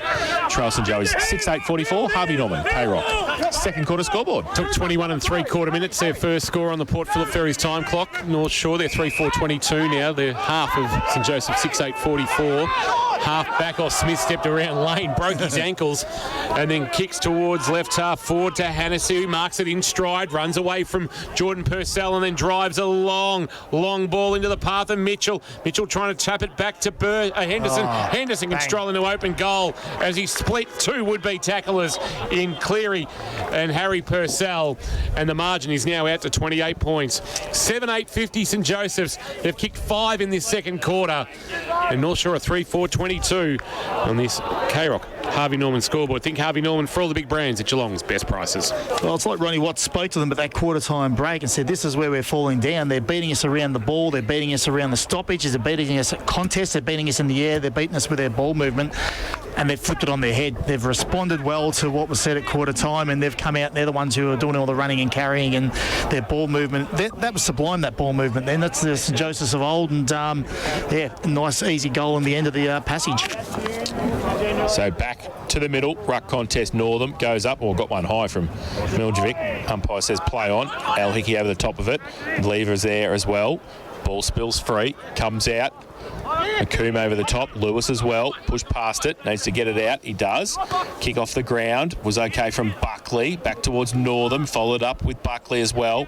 Now the ball spills free to Wormsley, he gets wrapped up quickly in the tackle, and third time Buckley got it out by hand to McLaughlin, right foot kick, could have sprayed it, didn't, and went to DeGrande, great kick, and had a chance there to go long, but just looked up and lowered his eyes to Paddy DeGrande, who will shoot for goal from 30 metres out directly in front. He's got the kicking yips at the moment. He's got the Jordan Lanes Paddy DeGrande at the moment, so he needs this one just to calm his nerves a little bit. He's kicked one this afternoon already and has had a good start to this game at centre half forward for the home side. He comes in northern end of the ground to make the margin 34. That's a better kick, straight over the umpire's head, so he kicks his second of the afternoon, and the 8th for St Joey's 8-8-56. They lead North Shore 3-4-22. Harvey Norman K-Rock second quarter scoreboard. Harvey Norman, think Harvey Norman for all the big brands at Geelong's best prices. Again, they won the ball at that contest, got numbers out, forward of the ball. McLaughlin, like you said, kid in the side, first game, lowered his eyes, terrific. But what I did notice about that stoppage was North Shore, instead of trying to win the contest or win the ball, they were actually trying to play for free kicks, and they weren't doing that in the first quarter. So they've gone to an area where they're just trying to get the easy ball at the moment rather than working hard. Northern winning the tap this time, and well picked up by Antonak, slung in the bell chambers. Tackle impacted the handball. Burns, the handball back, quick kick forward into the path of Wormsley, gave it up to his former Anarchy teammate in Gerard. Gerard, a handball over the top to Carr. Lane, that's better. And Lane has marked the Carr kick and just needs to go back and kick the goal. Just they need something here, North Shore. They need some momentum going into half-time because they've been blown off the park in this second quarter of action. What we've seen, this could go anywhere. Yeah. He sort of needs to be 20 out, doesn't he, really? Yeah, just directly in front. Left-hand goalpost will be his friend, you would suspect. Left-hand goalpost with this breeze, a little sou'easter. Down on the mark, stands about 40 from goal, and Lane comes in, kicks very close to the man on the mark, but he's delivered. That's a beautiful kick. That was a beautiful kick. Where's that been? And he puts one through for North Shore and kicks their first goal in more than half an hour. They go to 4-4-28. St Joseph's are 8-8-56. 26 minutes almost played in this second quarter of K-Rock football. Harvey Norman scoreboard. Think Harvey Norman for all the big brands at Geelong's best prices. Well, it's an easy game when the opposition don't touch it, Jason. That's what happened, that passage of play there. 3 possessions into your tall marking forward. And Joel O'Dwyer doesn't get beaten that often, and he's a monster of a bloke. When you're playing a couple of feet short on your opponent, it's hard to stop, and I see they've made that change. But I know they haven't. They've switched back over. But yeah, so great play by North Shore back in the game. Northam got it down. Wormsley wrapped up by Antonak from St Joey's. Handball. Now Northam followed it up. Gives it away to Hannessy. Oh, got one high too. The umpire saw that first. And that came from Ted Castle, who put the high tackle on. Hannessy plays on, goes long to the top of the... Oh, in fact, he's kicked it with the breeze and it's gone through, but has missed and through for one behind. His second of the afternoon. So they go to 8-9-57 now, St Joey's. North Shore 4-4-28. Harvey Norman K-Rock, second quarter scoreboard. Hayes to bring the ball back into play. Drives it towards right half back lane is his target. O'Dwyer in front of him brought it to ground to see it out of play, and we'll get a boundary throw in. A handy buffer for St Joseph's. They've really... It's a 42-point turnaround from where they trailed 13 points. They now lead by 29. Find themselves with a nice little advantage. Northern from behind winning the tap, and Miljevic will actually find the ball spilling back to him. Gave it to Bell Chambers. He tried to give a handball out the side door. Chance now to run. The handball they missed Carr, and it's taken by Hickey. Hickey lowered the vision. McLaughlin is marked. It was Ted Castle who turned it over. And it's opened the door for the youngster McLaughlin on debut. Won't miss. To hammer home the advantage. Wow. Kicked 26 goals from 19 games in the under-18s last year, helping St Joey's to the Division 1 Colts Grand Final. Unfortunately fell to Newtown and Chilwell that morning at St Albans Reserve. Right-hand goalpost is his friend, you would suspect, with this breeze. Max McLaughlin wearing the number 2, starts it right, swings it back. Will it have the carry? It will, but he's missed to the left. And the margin is 30, and Matt Kershaw knows nothing about the blokes he used to coach. 8:10:58 St Joseph's, North Shore 4:28. 28 minutes ticked over on the Port Phillip Ferries time clock. My hat. Hayes plays on and kicks it in for North Shore. Goes towards Leonard, who takes the mark. The two number 5s going at Leonard and Northam. And Leonard takes the mark at half back for the Seagulls. You got Smith long. He just chips it towards him. He's going to be outnumbered here. And going up, O'Dwyer. And way too tall. Took the mark easily in the end. In between half back and centre wing for St Joey's. Drives it long towards half forward. De Grande goes up, gets a push. The umpire said play on Adams. Did he run out of room? I think he did. In fact, he was out of bounds. And we'll have a boundary throw in half forward for St Joey's. Wayne's gone off for a spell, so O'Dwyer thought, well, I might as well try and grab a mark while he's not around me. Ball back into play. Miljevic front position, won the tap down against Northern. Rolling ball attacked by Mullen. He's attacked by Gerard and dragged to ground. Forced to spillage. Lever involved. Gave a handball off. Clearing kick came from Hayden Burns towards the wing. There's two St Joseph's players queuing up to mark that. And one of those taking it is well done by Hocking. He gave a handball off to Buckley. Buckley drives it towards left half forward for St Joey's. De Grande flying Salah for company. Helped bring it to ground. Leonard to clear. Runs into Northern and then gave a handball to Gerard. Sold him up the river. Gave a handball to Miljevic. Lost it in the tackle. And diving on the loose footy is Lewis. The umpire says, give it to me. Yeah, you take the tackle on and you lose it like that. Yeah. Surely you've got to be pinged, and he wasn't. And we'll get a ball up about 65 from the St Joseph's goal. They lead by 30. So Northam. Miljevic got it down. Bell Chambers on the outside, left-hand handball. Set a target for a couple of teammates there. One of them was Burns, who got wrapped up straight away in the tackle on centre wing. Not going anywhere, and the umpire will come in and ball it up. 30 played. Port Phillip Ferries time clock in this second term, so close to half time. Gerard from the ruck contest. The handball was chopped off. Cameron goes with the right foot kick towards the half forward flank. McLaughlin comes out at pace but couldn't keep it in, and we'll have another boundary throw in left half forward as the siren sounds for half time here at Drew Oval, and it's St Joseph's in control. 8:10:58 they lead North Shore 4-4-28. 6-7 they kicked to 1-1 to turn a 6-point deficit into a 30-point advantage at the main break. It is half-time here at Drew Oval. Thanks to Garmy. Gimme Garmy Warn Ponds Chicken and Beer. That's unmissable. Jane Birch is heading out onto the ground to see who she might grab, maybe from a St Joseph's perspective, for a chat before they head into the rooms. Birchie, are you able to yank one of the players away from the huddle and get a quick couple of words before they head to the rooms? Harrison Smith here. All right, we're going to have a chat to Harrison Smith. Birchie, down to you once you get the 34 in your sights and in your grasp. Couple of questions. Yeah, sure. Harrison, thanks for joining us. That first quarter was a bit of a sort of sorting out phase there, but so I heard Ron saying you guys at the quarter time break just to relax, enjoy the footy a bit more and use the footy a little bit better going inside forward 50, and you certainly came out and did that. Yeah, I think early on the guys were pretty spent. Credit to North Shore, early on they brought the heat, and it took us probably 10 minutes in that first quarter to settle. We were a lot happier with that second quarter. We were setting up behind the footy a lot better, and yeah, we were playing on our terms, so it was good.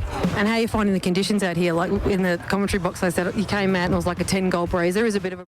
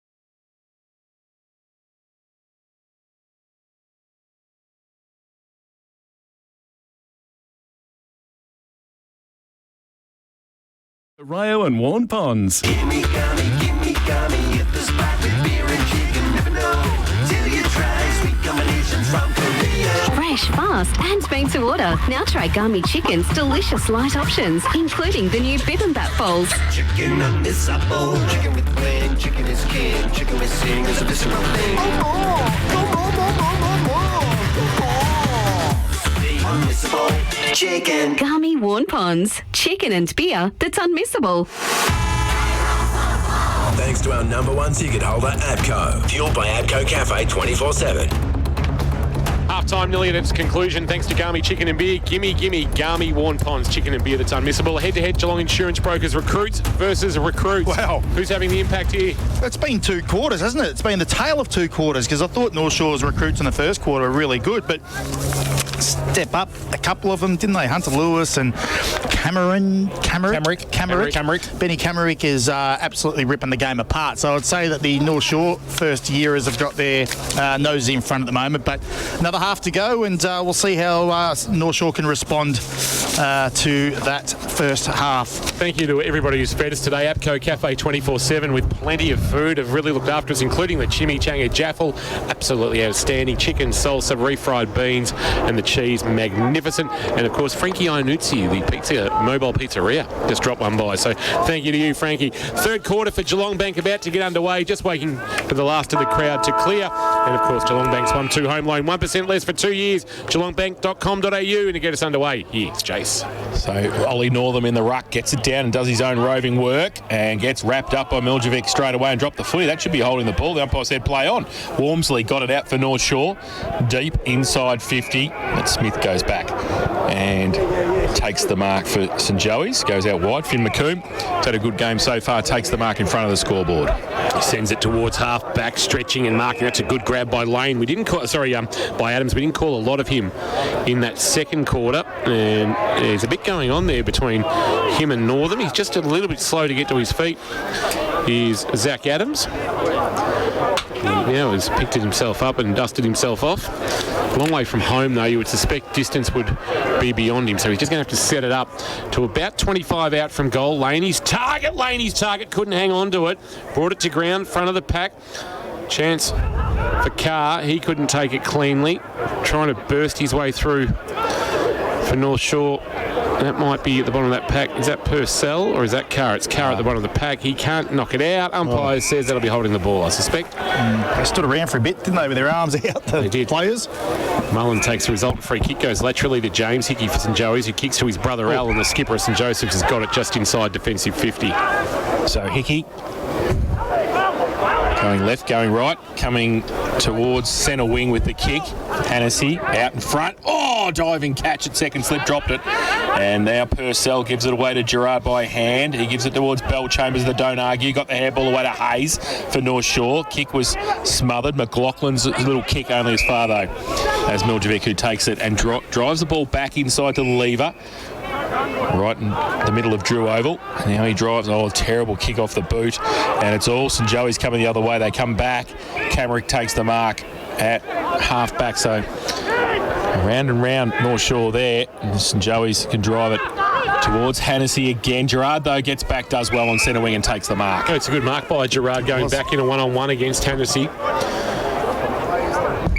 Lane just telling him to kick into the left forward pocket. Instead, he sets it a little bit shorter, and the mark's taken by Walmsley, and a couple of former Anarchy boys link up. Sending it long now, Walmsley to the goal square. Kari's target went through the arms of Al Hickey. Chance for Tregenza. Dumped as he went to kick, but I reckon Carr might have gone off the ground and got a much-needed one for North Shore. Margin is back to 24. They needed that first goal and they got it. 5-4-34 they moved to. St Joseph's 8-10-58. Third quarter of K-Rock football. Thanks to Geelong Bank. Geelong Bank's 1-2 home loan. 1% less for 2 years. Well, we spoke about repeat entry in that second quarter for St Joseph's, and North Shore just started with 3 repeat entries and got some reward for their repeat entries. So that scoreboard pressure, getting the ball in there with that breeze, time in forward half, and North Shore enjoying that in the first couple of minutes. So back to the middle again for Northam and Miljevic, who go up. Neither really get a tap, but then Northam got it away again to Lever, who's been influential. Gets a kick with the outside of the right boot towards left half forward. Buckley leads in the race to the footy. In fact, it's O'Dwyer who led for the football there and ran out of room. Right behind him was Tregenza, and we'll have a boundary throw in left half forward for the Seagulls. Get back-to-back goals. Tap down Northam for St Joseph's. Bell Chambers loitering but couldn't get his hands on the footy. Lever might be at the bottom of that pack. And we'll get a stoppage and a ball up. About 45 out from the North Shore goal, attacking the cemetery or northern end in this third quarter. Thanks to Geelong Bank. Geelong Bank's 1-2 home loan, 1% less for 2 years. Check out geelongbank.com.au. Tap down Miljevic, roving Northam. That's an unlikely rover. And wrapped up by Miljevic and going nowhere, and we'll get another stoppage. So just a bit of a lull in play for the moment. Tap down Miljevic, and good work use of the body lever. Got Camerick off the footy, but he couldn't take it himself, and O'Dwyer got in the way for St Joseph's, and now Mullen. And Mullen goes through the gap in the fence, finds himself about 3 foot from the bar, and a boundary throw-in. So left forward pocket. And the real hush has just descended over Drew Oval. Northam, front position, won the tap down, tried to do his own roving. In fact, getting in the way was Antonak. Now a chance for North Shore. The kick of Jordan Purcell partially smothered, fell for James Hickey, who releases a handball to Hunter Lewis, and Lewis can send it wide looking for Morrison. He goes to Morrison now, takes the mark in front of Stonehouse, who plays on. They've got the outboard and they've got the overlap. McComb ran from half back to half forward, took a bounce at half forward. Now he can drive it short. Oh, missed the target. Muhawk has to come in. Third Owen was there as well. Lewis off a step, open goal square. Which way's it going to bounce through for behind? Because Cleary got a hand to it. And through for a minor score, 8-11, 59 St Joey's. They lead North Shore 5-4, 34. And that's on the Geelong Bank K-Rock third quarter scoreboard. The former skipper pumps it along, and Miljevic, who was the fourth in line, is now in trouble because he's been pinged for holding the ball.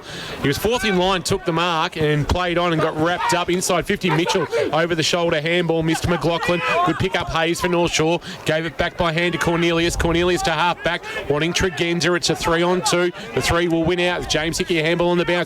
Camerick taken in the tackle. Shrugged out of it, he was.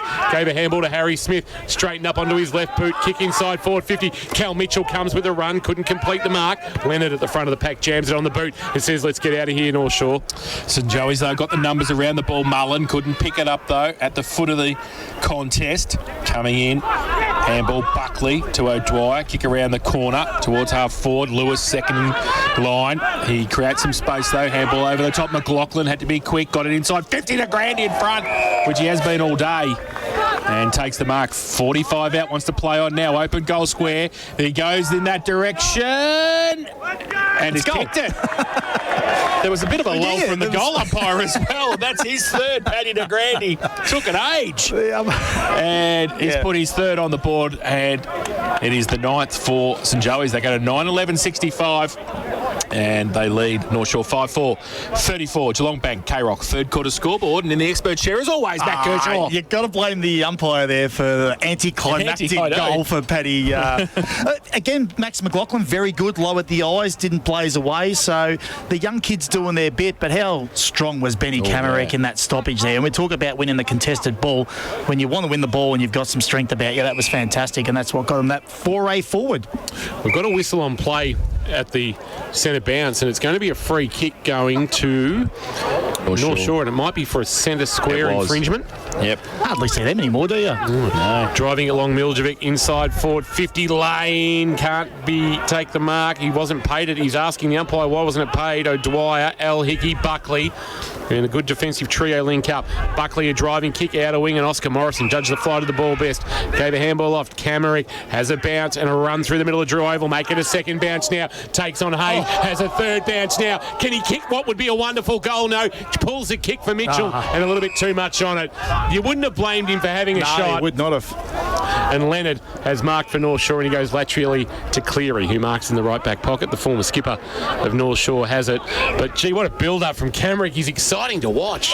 Cleary from the last line of defence goes towards half-back centre wing. Levers there. St Joey's players around him. Kick back to an open centre half forward over the head of Mitchell. De Grandy's there as well. Got 3 against him. Cleary. De Grandy put him to ground. Hayes off a step for North Shore.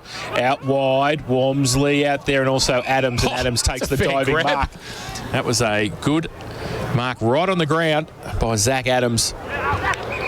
And he will take the ball from right half back, goes towards centre wing with the kick. Lane, fourth in line, couldn't take the mark. Handball to Hocking for St Joey's. O'Dwyer, blind turn. Handball was good. Forward, short little kick. Camrick takes the mark. Called to play on, gets around. Adams gives the handball away. Joey's go inside 50 again. Mitchell's got a couple on him. Mitchell goes up, can't take the mark. Leonard front and centre. He missed the ball to start with, and then he picked it up, and then he wrapped up, and then he dropped it. And hot and told Louis Antonak about it. He's into him. And Antonak and Leonard, who are teammates, I think, at Geelong in the VFL,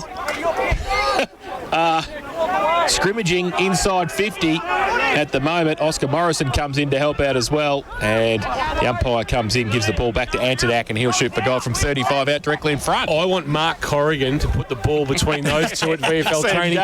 Jeff Hayward, Tank O'Donoghue style on the club. Oh, yes, that was Louis Antonak told him all about it, and as only Louis Antonak can. Yeah. And there's only one way to tell him wasn't happy about it. Paddy de Grandy's continuing the chirp. Yeah, you got to kick the goal now. Yeah, I was going to say. So he's 35 out directly in front. Louis Antonak has gone back on a nice little runway here. Watch the celebration if he kicks this. Where's Jack Mullet as well? So he comes in directly in front, something in the ground, and kicks that. And runs back to the middle and kicks his first of the afternoon. And they've all gone to him. The 10th for St Joey's. 10-11-71. They lead North Shore 5-4-34. And that's on the Geelong Bank K-Rock third quarter scoreboard. It really is the only way to get back at the opponent who comes at you in a fight, though, isn't it? To kick that goal. You miss the goal, then it all means nothing. But, good play. Good forward entry again, and great pressure from Louis Antonak. Well, it looks like this winning streak over North Shore is going to extend to 23 unless the Seagulls can find something, especially with the use of the breeze. We'll get to Jane Birch in a moment for South Point Garden Supplies. Birchie, just give us an idea. Is that breeze still stiffed a little bit to the northern end? Yeah, it certainly is. It just comes in gusts, though, so it's dropped for the moment whilst I speak, but it does pick up quite significantly. Northern climbed high, won the tap for St Joseph's. Walmsley got a handball off. Chance to go inside 50 through Bell Chambers. Went looking out there for Miljevic. Well done by Hocking. A handball back to the voice of James Hickey for St Joseph's. Just from a stationary position kicks, but Owen did well to take a good mark under pressure in front of Bell Chambers, and the youngster Tanner Owen, another one getting an opportunity after playing the 3 games and kicking 2 goals last year. Tanner Owen getting a start in the opener for the season. Kick to the wing to Grandy, his target, couldn't take the mark. Dibsdale we haven't called a lot of since that opening term, but the ball's going to spill out to Harrison Smith. He's dumped. That's a really good tackle by Harry Purcell. And he will take a free kick. He made Harry Purcell work for it too, don't worry. And then Harry Purcell put on a Logie winning effort too. So Purcell with it. True centre wing out of side. The ball speared in at half forward. No mark taken. And Hannessy's there for St Joey's. Might get the handball back to Grandy. Thought about it and then runs across centre wing. Goes inside 50. Morrison. Oh, got around Hayes, did he? Yes, he did. Strength and drives it back inside. Good kick. Lowered the eyes to Mitchell. Wants to play on quickly. Wants to wheel around. Called to play on. Has to be really quick now. Goes to the teeth of the goal. Dibsdale goes up. Leonard in front. Needs some support. He got some too. Cleary under pressure. Left foot kick around the corner. Might be okay. They might be out of trouble. Oh, off a step. Purcell just goes whack. There's 4 St Joey's players who raffle it, and taking the mark is Owen. Owen with the winning ticket, number 12, leaps a handball over the top. James Hickey, watch out, got through the would-be tackler, and then on the outside of the right boot, sees Mullen, but couldn't get it to him. And here's, again, Jordan Purcell hoping for a better clearing kick than the previous one.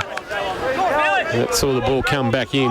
So guys, I just confirmed down here with Ben Camrick. That is how you say his surname. Thank you very much, Birchie. Camrick, he said if you want to get really technical, you could say Camerich, but Camrick is fine. Thank you for that. It's been a topic of conversation all day. Chance now for Northam to switch, but he switched it straight onto the chest of Will Milsom. And now Milsom will go wide. His kick on the bounce will land in front of Carr. Carr swings onto his right boot, drives it long inside forward 50, and it's into the right forward pocket. It was a poor kick. Did no favours. I'll tell you who we haven't caught a lot of Cooper Langan today. No, I don't think he's had a shot on goal. 22 goals last year from 15 starts for Cooper Langan, second only to Jacob Miljevic in terms of goals at the Seagulls, but hasn't really had a bite of the cherry this afternoon. Yeah, he got a lot of those goals too around those bigs that they had down there, Langham and Joel Edwards and those types. So he's not got those opportunities today. Well, he gets a kick there from the ruck contest and goes over the top and just kicks a goal. If you don't mind, just turns around and kicks the goal. Hasn't touched it in 2.5 quarters and goes bang and kicks a goal. Unbelievable. So Unbelievable. Cooper Langan kicks his. He must have. I'm taking all the credit for that. Has he got us on? K-Rock, I can't get any of those in me multis and turned around for the ruck contest. He was at the front and he turned around on the right foot and just pushed it up there. The Breeze took it back and kicked the goal. So 6th for North Shore, 6-4-40. They trail St Joey's 10-11-71. Geelong Bank K-Rock third quarter scoreboard. Who else you want to kick a goal? Yeah. Cal Mitchell. Cal Mitchell. Right, let's get Cal a goal. Righto. 10-11-71, 6-4-40. North Shore give themselves half a sniff, but really need to be closer than this at three-quarter time. Back in the middle, Northam winning the tap down against Lane. Roving Bell Chambers, ball spills. Lever fired a handball out wide, wanting Gerard. McLaughlin like the look of him.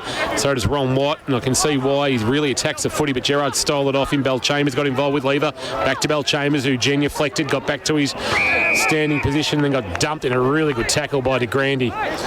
And he'll take the resultant free kick, Paddy De Grande. You've got to love it when your key forwards are working up the ground and winning the footy for you with tackles. He drives a kick towards the left forward pocket. Oscar Morrison's got really good hands, and he does take a good mark in front of Hayes. He'll swing onto his right boot just outside 50, sets it up for Mitchell or Owen. Neither can get a run at it, and standing tall, taking a good mark, is Zach Adams in defence. So he goes lateral with a kick. Oh, Morrison had just sat up in the breeze. Hayes couldn't get to it. Morrison did. He turns around and kicks it to Lewis, who's 40 metres out directly in front. Hunter Lewis. They could have raffled that anyway, Jason. Yeah, there was three players. Yeah, Muir was there. Camrick was there as well. So it was a bit of hand on hips. It was a turnover, and they've just gone a bit disappointed, hands on hips, and the reaction was really slow by the defenders to man up. So Hunter Lewis has kicked 2 goals, 1 this afternoon. Quick reply from that Cooper Langan goal. If he can put this through, 40 out directly in front, southern end of the ground, bit of breeze, left-hand goal post will be his friend as he comes in, off a step, and as he kicked it straight through the middle for his third. And as we said, the quick reply for St Joey's, they go to 11-11-77. They lead North Shore 6-4-40, Geelong Bank K-Rock. Third quarter scoreboard, Geelong Bank's 1-2 home loan, 1% less for 2 years. He's doing his opportunities at Falcons no harm today, is he? He's put his hand up at GFL senior level and he's played some good footy. We said he's got the ability to kick those goals and make something out of nothing, and he's been really good today. Around the grounds for Leopold Sporties, the Geelong Falcons in action. Coates Talent League round 2 this afternoon, I believe, Kurt. It is. They played the top of the table Oakley Chargers and won by 39 points. Game is over at Deakin University. 85-46. Chance back in the middle for Joey's to clear Northam. A handball off to Camrick. Camrick into the left forward pocket looking for a marking target. Right forward pocket, I should say, and Owen. He can't mark. Leonard sees it out of bounds, and we'll get a boundary throw in. About 40 around from the goal mouth. St Joseph's in attack, looking to hammer home this 37-point advantage. It's an equal game-high lead. Dibsdale to do the ruck work. Lane front position, double palm down towards Gerard. Was able to get a handball release towards Jackson Smith, but here's Camrick giving a handball off. Quick kick inside forward 50 came from Dibsdale, and Dibsdale's kick is out of bounds off hands for a boundary throw-in. Right below our best seats in the house. Thanks to Abco Cafe 24/7. Try the all-new Chimichanga Jaffle today. It's only $6.50. Double palm down lane for North Shore. Lever to Purcell. That's Harry taking in a 2-man tackle, and we'll get another stoppage. About 30 out from the St Joseph's goal. 77 plays 40. Joey's in attack. 17.5 minutes played on the Port Phillip Ferries time clock in this third quarter. Lane gets it down to Lever. It was too hot for him. Ball spills. Camrick on the boundary. Hernandez missed it. Jeez, it was a half snap Barrio. Through for one behind. Could have done anything with that ball. He had a smile too. He did too. His second minor score this afternoon. So 11-12-78. Joey's North Shore 6-4-40. Hayes runs out of his defensive goal square and bangs it to the wing, but there's Al Hickey standing tall. Steamatic standout, Leopold Sporties player of the day. He's going to be in contention for a lot of awards this afternoon. Is the inspirational leader of St Joseph's. It's a floater inside 50. It's going to land on the chest of Cal Mitchell. Here we go. You've got to feel sorry for Paddy Cleary there. It was a mung floater. Doesn't matter. Who do we want? We called for Cal Mitchell for one. Thank you. He was Paddy Cleary. It's what we do. Just can't believe his luck there. He's a bit stiff. He's a bit stiff. He was actually right on his tail as well. It just fell that little bit short at the last second. Cal Mitchell. It's usually a lovely kick of the ball, Cal Mitchell. Why would you say that out loud? He picked up 5 votes in the Matheson Medal from the 2 games last year against North Shore, and he's pulled that to the left. It's going to compete in the goal square. Morrison is landed a little bit awkwardly. Keep an eye on that. Just a quad, yeah. And there's going to be a short kick of Hayes marked by Cleary. Barely went 15, but the mark paid for North Shore. Handball over the top. Gerard to Lever to Leonard. Leonard, just a short kick. It didn't go 15, but Purcell, that's Jordan's going to be paid the mark. And for St John of God, we're just keeping an eye on Oscar Morrison, just struggling to get some power through that quad. Keep an eye on that Birchie down boundary side for Geelong Sports Medicine Centre. And the kick of Purcell is wide and it bounces out of bounds in front of Walmsley. And he's just not moving freely. Here's Oscar Morrison. He was at the front of the pack as well, so I don't think it was a corky. It might actually be a strain when he landed. So boundary throwing, centre wing. Miljevic gets it to the front. Lever. He tracked it there, but St Joey's with the numbers. Then a kick around the corner. And that came from Owen, who is also taking a while to get up. And he's right in the interchange area. Gets up now hobbling as well, so we'll keep an eye on that as well for St John of God this afternoon. And the ball waiting to come back off the second oval to Paddy Cleary for North Shore. Ball comes back. The umpire's going to get his first possession of the afternoon. What's it going to be? Kick it, handball it. No, he's going to throw it. It's a Sheringian. Don't throw a Sheringian. Rugby style. So Cleary's got it. Centre wing. Plays on now. And then he kicks it out of bounds right into the Alan Russell Pavilion. So Comedy Capers on the centre wing position for both teams at the moment. Can he get us out of trouble? That's right. Jack Buckley with the free kick called to play on. He barely moved and he was called to play on. He goes laterally with the kick and puts it on the chest of Henderson. Henderson, a high left footer, looking for Mullen to fly. Leonard front position. That's a good strong grab in front of Newbor. He's really evolved as Jack Leonard. He goes inboard and he finds Miljevic. It was a dangerous kick. It was almost shut down by Antonak. Miljevic driving a long kick, laying his target. Spoil from the side came from O'Dwyer for St Joseph's. Front of the pack, Salah taken down in a tackle, going nowhere, and we'll get a ball up about 25, make it 30 out from the North Shore goal. 11-12-78, 6-4-40, 21 minutes played. Port Phillip Ferries time clock. Port Phillip Ferries, there's no better way to travel to the footy. Northam in front lane, gets it over the shoulder for the ruck contest. Ball spills free, comes back to Walmsley off a step. Goal. And he kicks it around the corner, and the goal umpire has not moved. Off one step, Connor Walmsley just turned around, kicked it over his left shoulder, and put his first on the board this afternoon. And the 7th for North Shore. They go to 7-4-46. They trail St Joey's 11-12-78. Geelong Bank, K-Rock. Third quarter scoreboard. Good defensive mark by Leonard, but it was uncontested. So your forwards have got to make an effort just to try and bring that ball to ground, and they were freely able to move that ball into the corridor and get into their forward line quick. So just little things that can let you down and bring you unstuck, and that was one of them. Go around the grounds at three-quarter time. What scores we can bring you for Leopold Sporties, your complete family venue. Thanks to Paul Kelly and the team for their ongoing support of K-Rock football and the $100 Player of the Day voucher. Back in the middle, the two ruckmen tangled. Miljevic actually grabbed it in the end, but was dragged to ground, lost the footy. Chance now for Mullen. Tucks it under the arm and drives it long for St Joseph's. From the back, Hennessy, no, couldn't complete the mark. Found it at ground level, lost it in the tackle. Did he get a push? Yes. Paddy Cleary is far from impressed with the decision. And Ollie Hennessy, as Paddy Cleary is just holding it in. He really wanted to give the umpire a spray. wondering why he wasn't paid a free kick to start off with for holding the ball. And Ollie Hennessy, who led Joey's goal kicking last year with 26 majors, as they found themselves knocked out in an elimination final. He hasn't kicked one today, a couple of behinds to his name. A chance to kick his first. Man on the mark, about 22 from goal. Hennessy with a deliberate approach will kick and will goal. So they keep finding the answers. Whenever we think North Shore just might be able to get some momentum, Joey's are able to push the margin back out, and this time it's out beyond 6 goals. 12-12, 84 St Joseph's, 7-4. 46 North Shore. 38 is the margin on the third quarter. K-Rock, Geelong Bank scoreboard. Geelong Bank's 1-2 home loan, 1% less for 2 years. Louis Antonak, again, really important with that run and carry and that clearance from that stoppage. Quick kick into the forward. I might have called him Mullen. It was it was Louis, yeah. It was just that quick movement again into your forwards. And Hennessy probably could have marked, should have marked it, but good play, good follow-up, and a bit unlucky, Cleary, but it was in the back. Oscar Morrison's come back on, guys. He's gone forward. He's still hobbling a little bit, but a few of the boys are coming off with cramp, which is understandable. From the middle, Northam got it down. Bell Chambers gets it forward for North Shore. Lane's down there. Got a couple to beat. Hocking as well. The umpire says it's off hands and out of bounds. So right forward pocket for North Shore. We're going to have a boundary throw in. St John of God with our injury updates, James. Been playing 24 minutes. Port Phillip Ferry's time clock in this third term.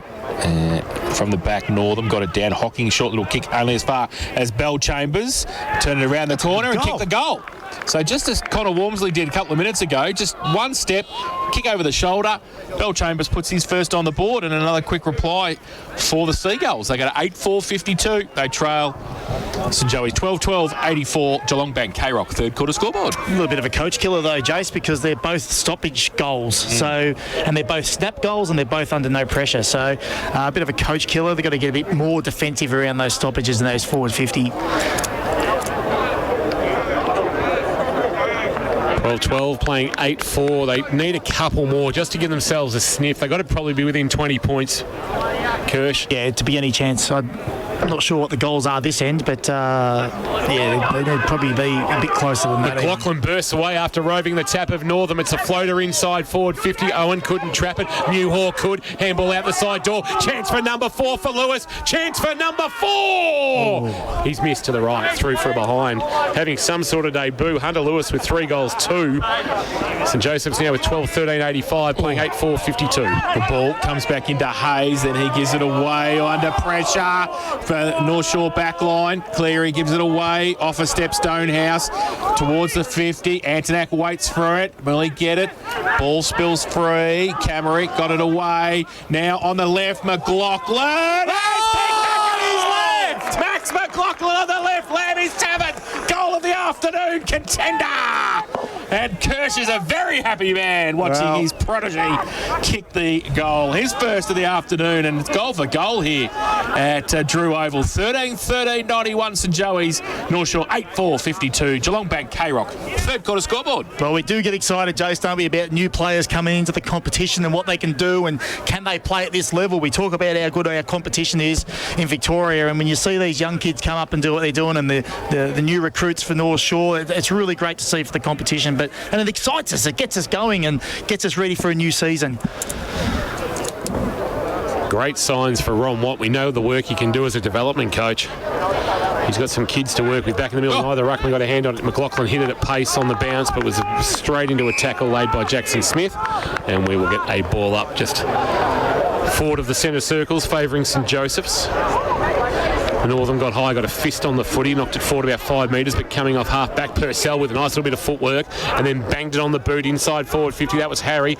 Jordan's there. Can he find it at ground level? He can. Rolling ball. He burnt Carr. He did. He could have handballed to Herschel Carr, who would have strolled into an open goal. Instead, he dribbled a kick out of bounds for a boundary throw-in, and in the right forward pocket at the cemetery end. Fair to say Carr was a little bit stiff there. Everyone else was snapping him down in that forward 50, so he thought he'd have a go himself. Boundary throw-in Hocking. Force and Joey's up against Lane for North Shore, just pushes Hocking underneath the footy, but he's still got a hand to it. Falls to James Hickey, handball, chopped off, good tackle. St Joey's working overtime, and Hickey, James again, saw the ball over the boundary line in front of the scoreboard, and we will have A boundary throw in. Lane Northam's worked his way back down into the back line. Lane, though, with the double-hander, got it down. Purcell ripped off the football. St Joey's get a clearing kick over the back. No mark taken. And there's going to be a free kick. The way down there, there's a fight. Oh, okay. There's a scrimmage behind the play. There's a bit of blood there. There is too, yeah. So is that Cameron Purcell Camerick with some blood? And yeah, it is on his right eye. St John of God. Oh, yes. And there's going to be blood rule. So Camerick's going to have to come off the ground. Purcell's been pushed away. Free kick going to go to to North Shore. I think it's going to be Jordan Purcell with the free kick. So Camerick with the blood rule. Down to you, Birchie, as Ben Camerick makes his way towards you. Just give us a bit of an idea of how much claret's coming from that eye. I'm just trying to get a better view. Jane Birch down boundary side, Geelong Sports Medicine Centre. What have you seen, Birchie? Yeah, just above his eyebrow, he's got a bit of a nick, so there's a fair bit of blood coming out. They'll clean him up and he'll be back out there shortly, I'm sure. So the umpires are in discussion and the book is out. Yep. And who is going to be cut? So James Hickey is Al Hickey's being spoken to. Who's getting the card? Is it James Hickey that's going to be spending some time off the ground? I'm not exactly sure here. So umpire O'Neill has reached into his sock. We haven't seen a card, though. Just report, I think. Well, there's a report. Well, what's the report? Usually if you're reported, you're carded, aren't you? So we'll be seeking some clarity around that. And goes on. Yeah. And it's going to be Jordan Purcell with a shot at goal. So a chance to redeem himself, and he's hung it out to the right and through for a minor score. And the margin is, again, 38 points. 8-5-53 North Shore. St Joseph's 13-13-91 as we approach 30 minutes played on the Port Phillip Ferries time clock. Port Phillip Ferries, there's no better way to travel to the footy. Third quarter, K-Rock football. Buckley plays on from fullback for St Joey's, goes long and wide, looks for De Grande, gets pushed under the football by Cleary and then puts the tackle on. And the ball is held up. The umpire will come in and ball it up. Right half for North Shore. The K-Rock box has just been bombarded by Sharon, so that's great. Ball from the ruck contest back, and taking the mark easily is Jack Buckley by himself at left half back. Underneath the scoreboard, thanks to Geelong Bank. Geelong Bank's 1-2 home loan, 1% less for 2 years. It shows a 38-point lead, 91-53. Good mark at the front. Tanner Owen playing just his fourth game. He's showing some really good signs. He kicks towards half forward, went through the arms of McLaughlin, roving at the front of the pack. Chance now for Mullen. Backtracks, handball to Henderson. Henderson, a little kick into the path of Muir. Missed him. Milsom tried to get a fist on it, couldn't. Mitchell with a left foot snap and a wonderful finish. Cal Mitchell with a nice goal. Gets his first of the afternoon. And the margin now is out to 44 points, and this is good as game over here at Drew Oval as we approach three-quarter time. St Joseph's 14-13-97. North Shore are 8-5-53. Third quarter K-Rock scoreboard. Thanks to Geelong Bank. Geelong Bank's 1-2 home loan, 1% less for 2 years. Yeah, good for the youth again, Owen. But Henderson, we didn't mention him in the pre-game as a young kid. He played 18s last year, so he was a Falcons player and here under 18s, and he played the 2 senior games last year. And, they've got some good young players going around today that we haven't even spoke about. They've only played a handful of senior games. Hunter Lewis in the ruck for St Joey. So there you go. There's a new one. He went up. He can do a few things, but free kick being fouled. Owen's going to take the free kick back into the centre square for St Joey's. No. Hunter Lewis in the ruck. He's got ruck the ruck infringement. So Lewis will take the free kick right in the middle of Drew Oval. Called to play on left foot kick. Great to De Grande. What a kick. Paddy just hit me on the chest, and he does. Plays on. 50 out, right foot kick, top of the square. Morrison gets back there. Yep. Name written on it. It said, please mark me, and Oscar Morrison said, yes, I will. He just had to decide when he was going to reach for it, that's all. And Paddy Cleary stands the mark. He's only 3 metres out, but he's on a very acute angle with a little bit of a knock to his leg. See how he goes. This is a pretty straightforward kick in the AFL, isn't it, these days? But see what he does here. Banana. Banana by the look of it. Comes in, right forward pocket, southern end of the ground, comes out a little bit, bananas it and misses. And to be honest with you, didn't really look like it from the start. No. The shuffle, the out. Yes, not good. Yeah, your run up was a bit of the change in line. 14-14, 98 St Joey's, 8-5-53 North Shore. Geelong Bank K-Rock third quarter scoreboard. Leonard's kicking had a little bit too much on it for Walmsley, but landed safely on the chest of Cooper Langan. So North Shore will get outside of defensive 50. Pulls a kick back towards the broadcast wing. No mark taken there by Tregenza. And it's at ground level. And a chance to be stolen out of there by Walmsley. A high ball towards right half forward, sitting underneath it, but no mark was Burns. Here's a chance from Milsom. Milsom outside of the right boot. Oh, he's put the finger in the air. And the margin is back to 39. So they are finding goals, but unfortunately St Joseph's are finding more. And Will Milsom kicks his first of the afternoon, first of the season, and the margin is again 39 points as we get to 33 and a half minutes played. Geelong Bank, K-Rock, third quarter scoreboard. St Joseph's 14-14, 98. North Shore 9-5, 59. I guess what we like to see is they're not lying down. They're not just happy with what they've done. Being here and turning up. They're still fighting and seeing the game out, and they're still trying to get the ball movement going. They're still trying to get in their forward 50, and they're still scoring goals. So whilst they might not be, a chance to win the game, they are still seeing this game out. Dipsdale on the ruck now, and Walmsley, who's done well, gives it away to Miljevic. Goes with a right foot kick for North Shore. Inside 50 again in the middle lane. Did he take the mark just before the siren? Yes, the he umpire did. said yes, he. Two bites. No, it hit the hands, and I reckon he bobbled it. But it's when the umpire hears it. Yeah. So he's taken the mark, and will shoot for goal from 10 out slide angle. I'm really confused with his goal kicking today, Jace. You don't know what you think. He's kicking this. He's kicking this. He's had some shanks, he's had some mungs, and he's kicked one dead straight. He needs to. Yeah. Because North Shore need this. They do. Heading into three-quarter time. It's northern end of the ground. 10 out, slide angle. He comes in, and he has kicked straight through the middle. He has kicked his second of the afternoon. No issues. And the 10th for North Shore. They go to 10-5-65. Cut the margin. North Shore St Joey's 14-14, 98. And that is on the Geelong Bank K-Rock third quarter scoreboard. 34 minutes that quarter going on the Port Phillip Ferries time clock. And we might try and find out, Birchie, as you work your way to the huddles to have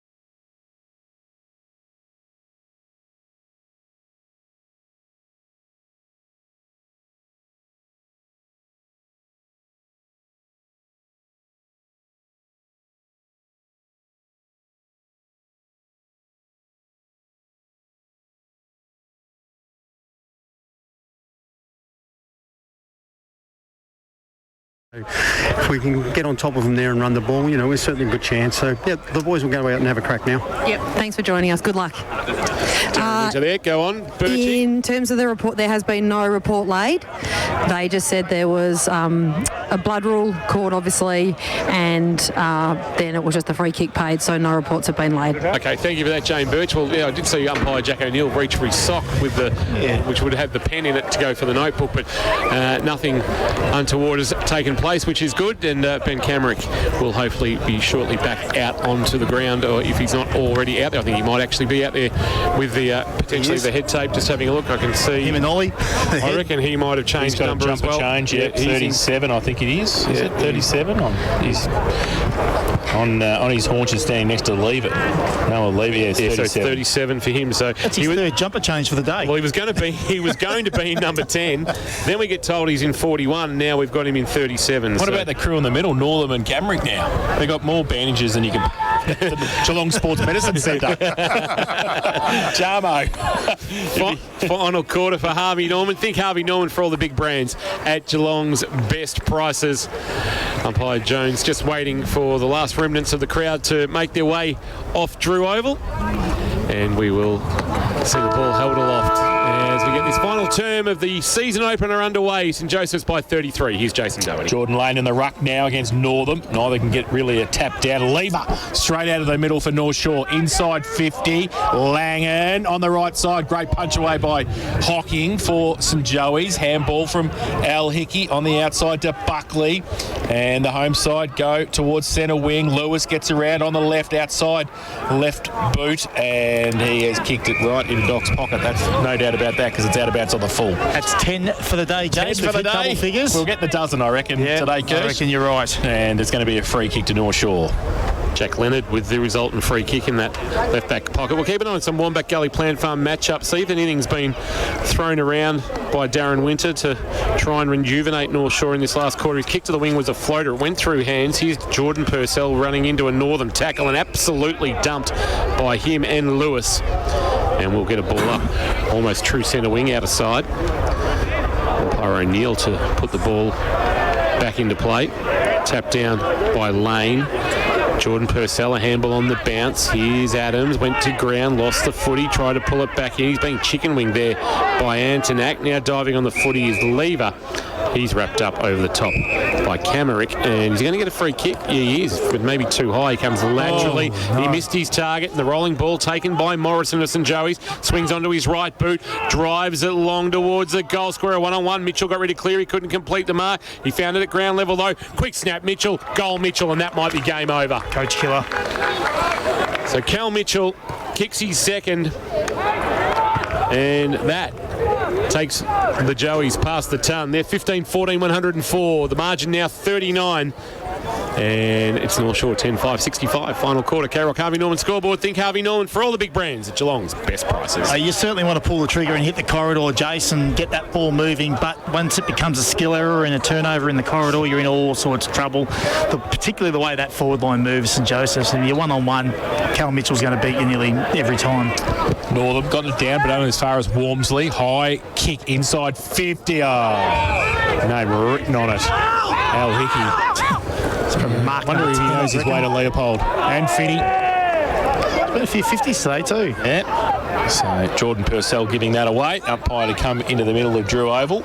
That's not 50. It's 43 and a bit, and 26. And now Hickey gets the kick over the top and missed the target. Lane got it to Lever at half back. His handball. They want to try and get it out. Adams was tackled. Now Hayes to Smith, and now they're out. They go towards centre wing. O'Dwyer comes late, but it was a good mark in front. And I'm not sure we're going to be able to just settle the play down. Purcell. Short little kick over the top. Oh, Smith. Mullen came at him. And Mullen happy to see it over. It's a deliberate, said the umpire, so free kicks. That is as deliberate as it gets. Smith pushed it straight out. Yeah. Right in front of Jane Birch down there, and the free kick's going to go to St Joey's. To the hands of Jack Mullen. who, from a standing start, kicks inside forward 50, and Lane comes up and takes a nice mark. Hamlin, hanger contender for North Shore. Gives a handball laterally to Leonard, who goes short to Walmsley. Walmsley gave back to Leonard, who kept running. He kicked a mung floater off the boot that went looking for Milsom. He got shoved off the footy by O'Dwyer of St Joseph's. Diving on it is Hayden Burns. He can't take it. Knocked out the back door towards Al Hickey. Good tackle, leave. It was a really good tackle, actually. And then Milsom had to basically hitch a ride on Big Northam and was able to hold him up and get a ball up forward of the wing, favouring North Shore. Broadcast side not far up from our best seats in the house for Abco Cafe 24/7. Try the all-new Chimichanga Jaffle today. Northam got it down. Adams through the middle, lever. Now North Shore go inside 50 with a high kick again. Hickey, nobody really wants to take it. Purcell was there as well. Al Hickey through. Oh, great pick up. Handball. Henderson running past his handball inside to Antonak. Runs through the middle. 2 bounces. Keeps going. On the cricket pitch area. Goes to the right foot kick towards the left forward pocket. Morrison put a hand up, and getting back there and seeing it through was Cornelius for North Shore, and a rush behind to the home side. They got a 15-15, 105. They lead North Shore 10-5, 65. Harvey Norman K-Rock final quarter scoreboard. So it's Leonard driving it towards half back. Big fly. Salah had to spoil it away from O'Dwyer. Purcell front of the pack. That was Harry, or rather Jordan. Chance now for Lane for North Shore. Couldn't take it cleanly. Northern taking in a tackle. Ball spills. Well, then dumped was Antonak over the boundary line. And it's near the boundary line. Not going out. Now it eventually does. And in the left forward pocket, we will get a boundary throw-in. That was Mullen down there. So left forward pocket, boundary throw in front of the Alan Russell Pavilion. Front position, Northern won the tap down. The ball spills to the front to Muhor. Muhor to Owen by hand for St Joseph's. Handball on the bounce that was intended for Antonak. Didn't get there. Getting in the way, running interference was Tregenza. And now laying a tackle over the top is Antonak. And is he winning a free kick there against Jordan Purcell? He is, and he then quickly plays on and drives a kick across the face of goal, going back with the flight to Grandy. What a wonderful kick from Louis Antonak. He's been terrific today. And that's what's got him on Geelong's VFL list. Just smart plays like that. Could have easily had a flying shot at goal, but saw de Grandy all alone in the right forward pocket. And this won't be the easiest of kicks. As we said, he has a unique drop when the ball goes onto the boot. But this would be for a game-high advantage to push the margin to 46 points. De Grandy kicks. De Grandy has goal. That's a good goal. 4 for the afternoon for Paddy de Grandy. After 13 goals from 16 games last year, he has really started on the right foot in season 2022 as he kicks his 4th. And St Joseph's kick their 2nd of the quarter. The final term, thanks to Harvey Norman. Think Harvey Norman for all the big brands at Geelong's best prices. Joey's 16-15, 111. They lead North Shore 10-5, 65. Just an injury update down here on the boundary. Zach Adams has come off and he was favouring his left shoulder. Looks in a fair bit of discomfort, so they're just talking to him now and trying to work out what's happened there. Thanks, Birchie. For St John of God, we put you first. Myer Street, Geelong. Through the middle. And St Joey's try and get it through towards Mullen. Rip Gerrard off the ball. Should get a free kick. Camrick was there to start with, and then the ball went to Gerrard. So now Meljevic goes wide. They draw it back in towards centre half forward. Bell Chambers thought about playing on. Now he does. 55 out, long kick to the teeth of goal. Purcell in the middle, falls to the front.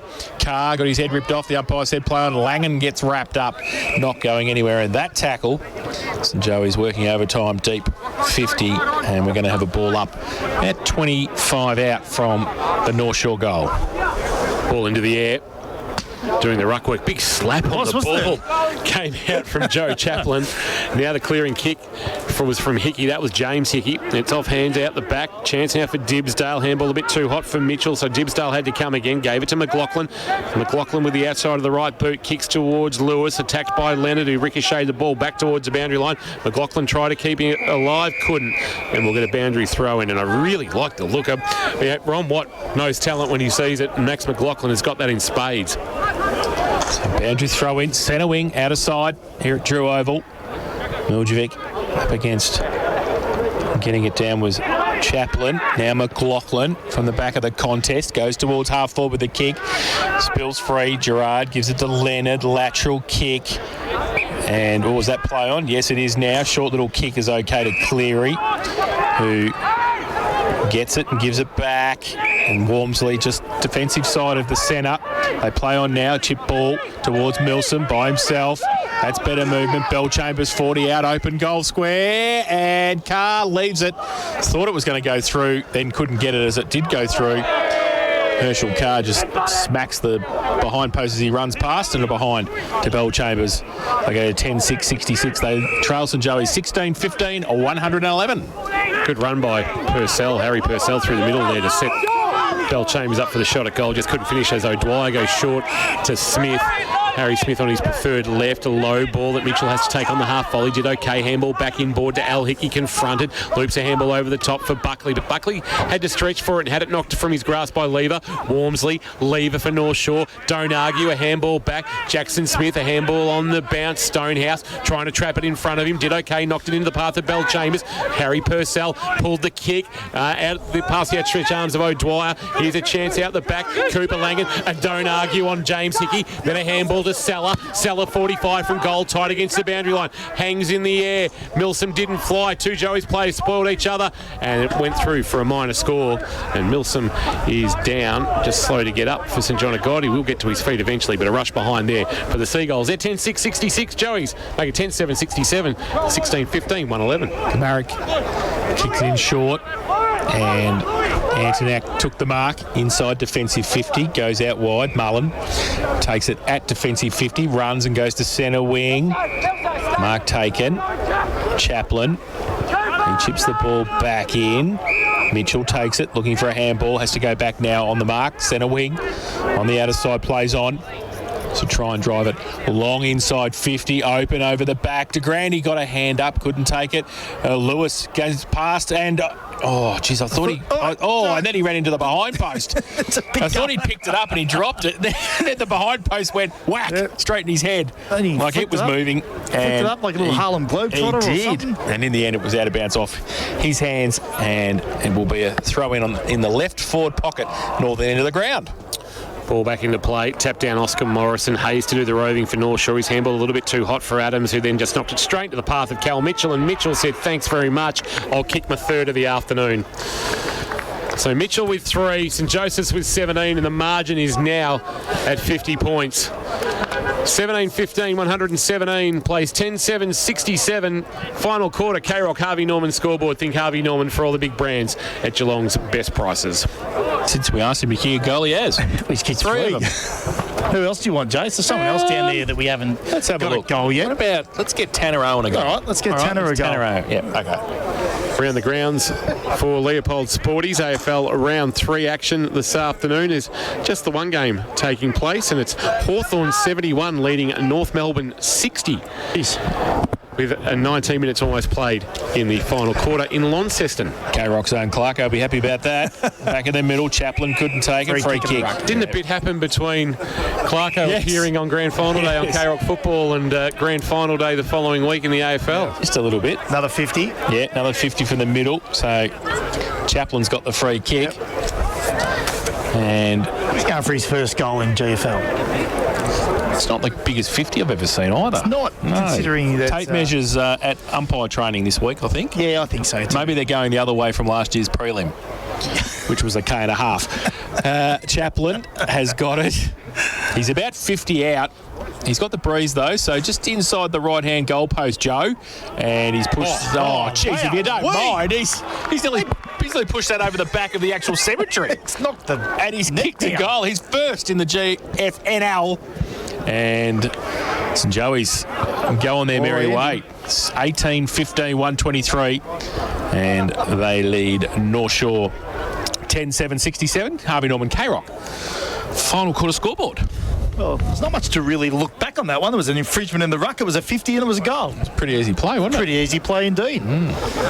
And the wheels are slowly falling off because considering we've still got about 17 minutes left of this game, this is a potential to be a bit of a blowout, I think, if it's not already. Tap down in the middle, doing the ruck work was Chaplin, getting an opportunity in there, but he's Gerard, after receiving it from Adams, kick towards the wing was up the chimney arrangement. There's going to be a free kick for too high going to Tanner Owen. Can't kick it from there, Jace. Yes, he can, with the breeze. Unleash. Owen sees something he likes in the right forward pocket, sends in that direction. It's Cal Mitchell. Well, a little bit too easy there for Cal Mitchell. The North Shore defence in a little bit of disarray there. And really the margin's not reflective. At 56 points, you actually feel that this is short-changing North Shore, but St Joseph's have been very impressive since quarter time. They have kicked 16 goals to 7. They trail by 13 points early. A chance now for Mitchell to kick what would be his 4th of the afternoon. Cal Mitchell drives and has gold. So 4 for Cal Mitchell, all coming in this second half, 3 in this final term that is now ticked over 14 minutes on the Port Phillip Ferries time clock and the K-Rock Harvey Norman scoreboard. St Joseph's 18, make it 19, 15, 129, lead 10-7-67 over North Shore. The margin 62 points. I'd like to see how many times last year St Joseph's kicked over 20 goals. Yeah. I don't think they would have kicked over 20 at all in a game last year, for memory. Our stats man would know, but he'll find that out for you. Football guru, but you know they're on the potential of opening up with a 20-goal first game here. So Lane got first hands to it down to Adams in the ruck contest, but working overtime there, Chaplin, who was in the ruck against Lane, doing the tackling work there, and then they both go at it in the ruck contest again. Chaplin tapped it on and picked it up, and blind turn. Big fella. And right foot kick, long, deep 50, and Cameron couldn't keep it in. Hayes next to him. Off hands and out of bounds for a throw in left forward pocket. And I guess the last couple of years what St Joseph's have been missing is that ruckman. Now you've got Ollie Northam in there helping out Paddy de Grande and Chaplin. Dibsdale's gone through there. So they've got a few more options. Hovey's to come back into this side. Boundary throw in Lane, got it down. Hayes shuffled the handball back. Leonard off a step, round the corner. Al Hickey to come at it. Pushed off the ball. Now McComb, his handball to Antonak. Right foot kick over the shoulder. Gee, it's a high kick. And Hayes, does he get a hand to it? Is that high? The umpire said free kick. And will be a St Joey's free kick. And it's Northam who put the big hands up, couldn't take them up, but got one high and will shoot for goal from about 3 metres out, but he's right on the boundary line. 21-14 against Geelong West in that midday start. In the that's right. They pantsed them. Yes, that's absolutely right. Pantsed them. So Northam comes in and kicks the goal. So his first of the afternoon. His first in GFL football. GFNL football as well. GFNL, Thank you. And the 20th for St Joey's this afternoon. 20-15-135. They lead North Shore 10-7-67. Harvey Norman K-Rock. Final quarter scoreboard. Think Harvey Norman for all the big brands at Geelong's best prices. We just need Dibsdale and Kamarick now to kick a goal, and all the first gamers have kicked their first goal. Ollie Northam just updated us down here about his bandage on his head. He got a stud to the chin. Oh, nice. Which would have been fairly painful, so that's why he's got that arrangement with the bandaging. Thank you for that, Jane Birch. Covering all our injuries for St John of God. We put you first on My Street in Geelong. Back in the middle, North Shore looking to go forward through Adams, but harassed by Buckley. Coming off the point of the square was Jordan Purcell. He couldn't take it. Antonak, a handball into space for McLaughlin. McLaughlin outside of the right boot. Could spoil Harry Purcell, but straight back to McLaughlin, who followed up and then sent a kick towards forward 50. Hayes playing in front should get a free kick being held against Kamarick. And it'll come back to Lockie Hayes. Bandage has been paid. And it has been paid well down the ground. And it's going to end up in the hands of Jordan Purcell, who marks it left half forward. What's he got inside forward 50? He's got Carr short. Instead, just said looks for the option of Miljevic. He'll fly from behind. Coming up was Hocking to provide a spoil for St Joe's. He's going to fall for Cooper Langan. Langan out the side door, and Tregenza should goal and does. Nice finish from Tregenza. Nice little handball, sleight of hand from Cooper Langan out the side door, and Bradley Tregenza with the goal. A much needed one for the Seagulls. Their first of this final term, and they're now 11-7-73. St Joseph's 20-15-135. The margin is at 62 points. I did say to Ron Watt, I'd be surprised if we got a 40-goal bank. We've got 31. Yes. Well, it's closer to 40 than it is 20. Yeah, that's right. And there's still a lot of footy left in this one. We've gone 18 minutes on the Port Phillip Ferries time clock. Back to the middle. Lane and Chaplin. Hits Chaplin on the head. Now Bell Chambers from the middle. Lead on from Cooper Langan. Goes in that direction. Over his head. Milsom's there as well. Keeps in front. Wants the right foot kick, top of the square. It's a good kick. James Hickey gets across there. Can't take it.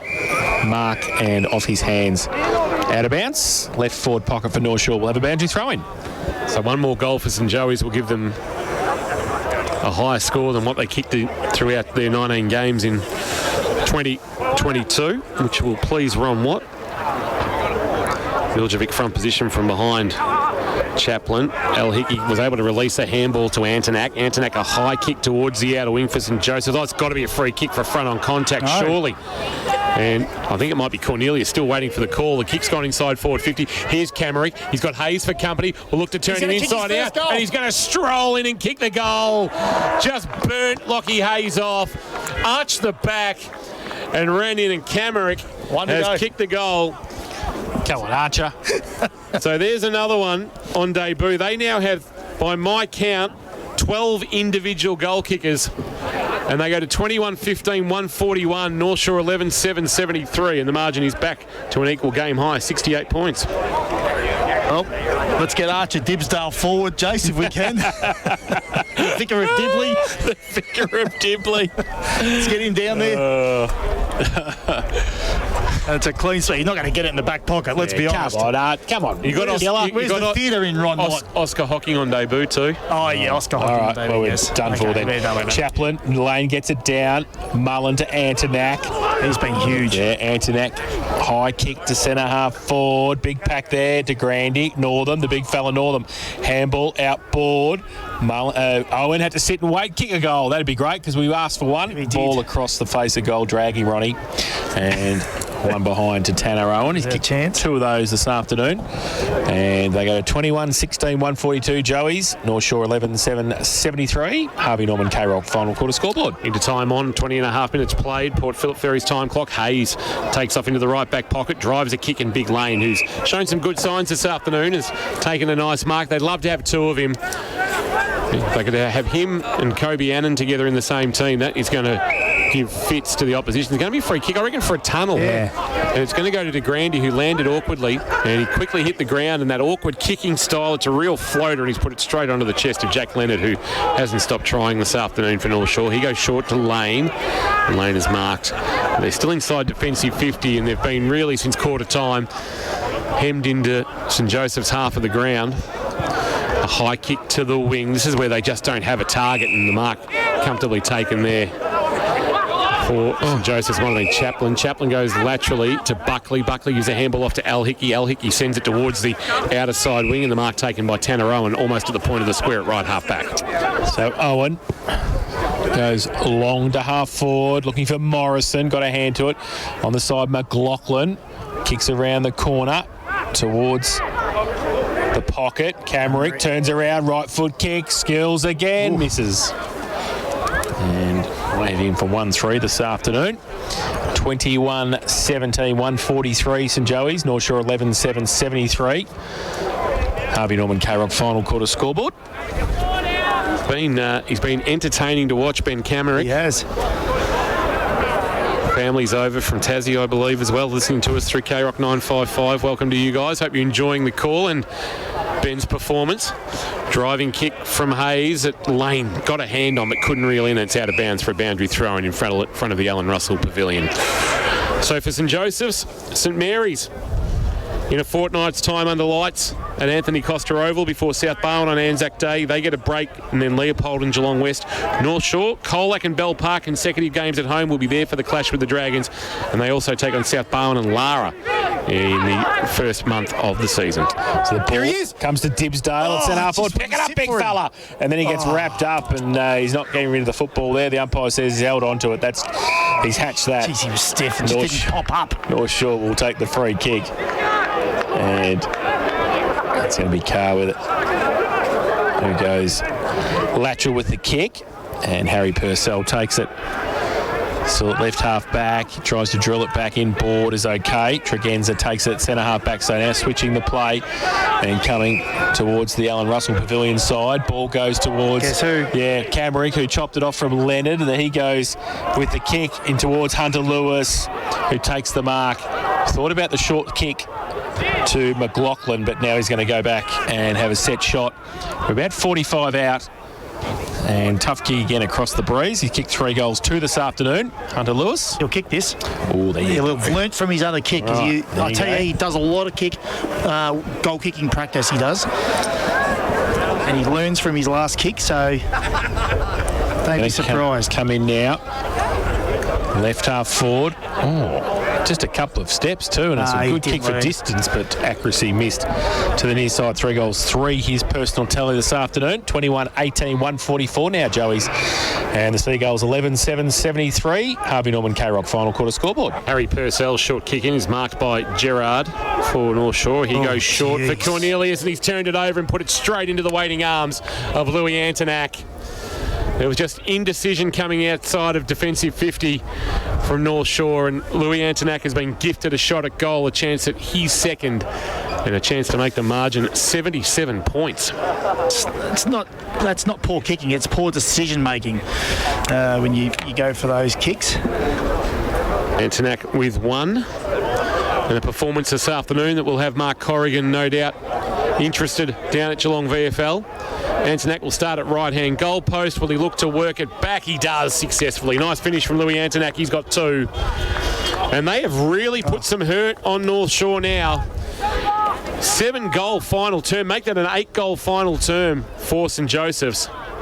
They've gone 6, 6 and now 8 over the final 3 quarters, and at the 25-minute mark of this final term, K-Rock, Harvey Norman scoreboard, St Joseph's 22-18, 150, North Shore 11-7, 73. Hey, Kingy, can I also just say, you said that we're not going to see a 40-goal game today. We're not. But did you know about, they missed 8 easy goals too, North Shore, St Joseph's in that second period. We could have easily made 40 today. That's it. Back to the middle. Chaplin having an extended run in the ruck, gets it down to Muhor. Walmsley though for North Shore. Kicks it inside 50. Over the head of Carr. Buckley takes the mark and runs away. Goes with a kick out wide. And no mark taken by Mullen. He's got 3 against him. He's trying to sell some candy. Purcell now lever. Back inside, heard the call, saw somebody running from deep 50, and it's Tregenza goes inside with the kick. It's okay. And North Shore had a little bit of space between a few of them there. And the mark has been Hayden Burns, taken by Hayden Burns, who will shoot for goal from 48 directly in front. I can tell you Port Arlington 67, trail Newcombe 71, and that would be 3-quarter time at Port Arlington. You called this before the game, Kingy. Haven't won since round 1 2019, I believe. So Burns comes in, right foot kick, and has missed it through for 1 behind. I do think the cause of this lack of scoring for North Shore is the long sleeves. I think there's way too many long sleeves out there today. Holding the back, you think? Yeah, I do. 11-8-74 North Shore. St Joey's 22-18, 150. Harvey Norman K-Rock final quarter scoreboard. They're lucky it's not raining. The jumpers would be heavy as. Jack Buckley's short kick in is marked by O'Dwyer, who goes short to Al Hickey. Just saw O'Dwyer just grabbing his left hamstring, and that is siren. That's an early siren for a quarter that saw 9 goals kicked. They'd had enough. 27 minutes only, and the Ron Watt era has started with a big win against his former club, 22-18, 150 St Joseph's. North Shore 11-8, 74. Success for the men in red, gold and black. And the North Shore boys, well, that streak of losses against St Joseph's now extends to 23, and depending on fixturing next year, it'll go to 19 years potentially between wins here at Drew Oval. Goal kickers this afternoon, there's plenty of them for St Joseph's. Mitchell and De Grande kicked 4 apiece. There was 3 for Lewis Hunter on debut, 2 for Louis Antonac, and a bunch of singles. McLaughlin, Hannessy, Camerick, Chaplin, Muhor and Northern. While for North Shore, there was 2 for Jordan Lane. Singles for Langan, Tregenza, Bell Chambers, Carr, Adams, Milsom, Burns, Ted Castle and Walmsley. So 10 individual goal kickers for the Seagulls, but only one multiple, and that was Jordan Lane. They led by 13 points at the 12-minute mark of the opening term. North Shore, they kicked the first 2 goals of the game, but from then on, it was 22 goals to 9, and they were all over them from there. St Joseph's 22-18, 150. North Shore 11-8, 74. Fifth quarter is underway. Jane Birch is going to head down onto the ground, grab one of the players. Birchie's just working her way out there now. See who she's going to grab. She's also got to decide the player of the year for a player of the day, I should say, for Leopold Sporties. And also, of course, we have the Steamatic standout. So Birchie will head out and try and get one of the victorious St Joseph's players. And the final score confirmed at 22. Did you know Arthur's still around too? Did you know Arthur's back for season 2023? He's around the grounds for Armageddon. He said North Geelong coming hard against Thompson, 5 points behind. So there you go. I reckon Arthur's got a bit of a link to Thompson. I think some relatives of Arthur's might have been Thompson representatives of distinction. Correct. Father and uncle. Father was a very good footballer, I believe. Much better than Arthur. There's the drive-by for Arthur. And he's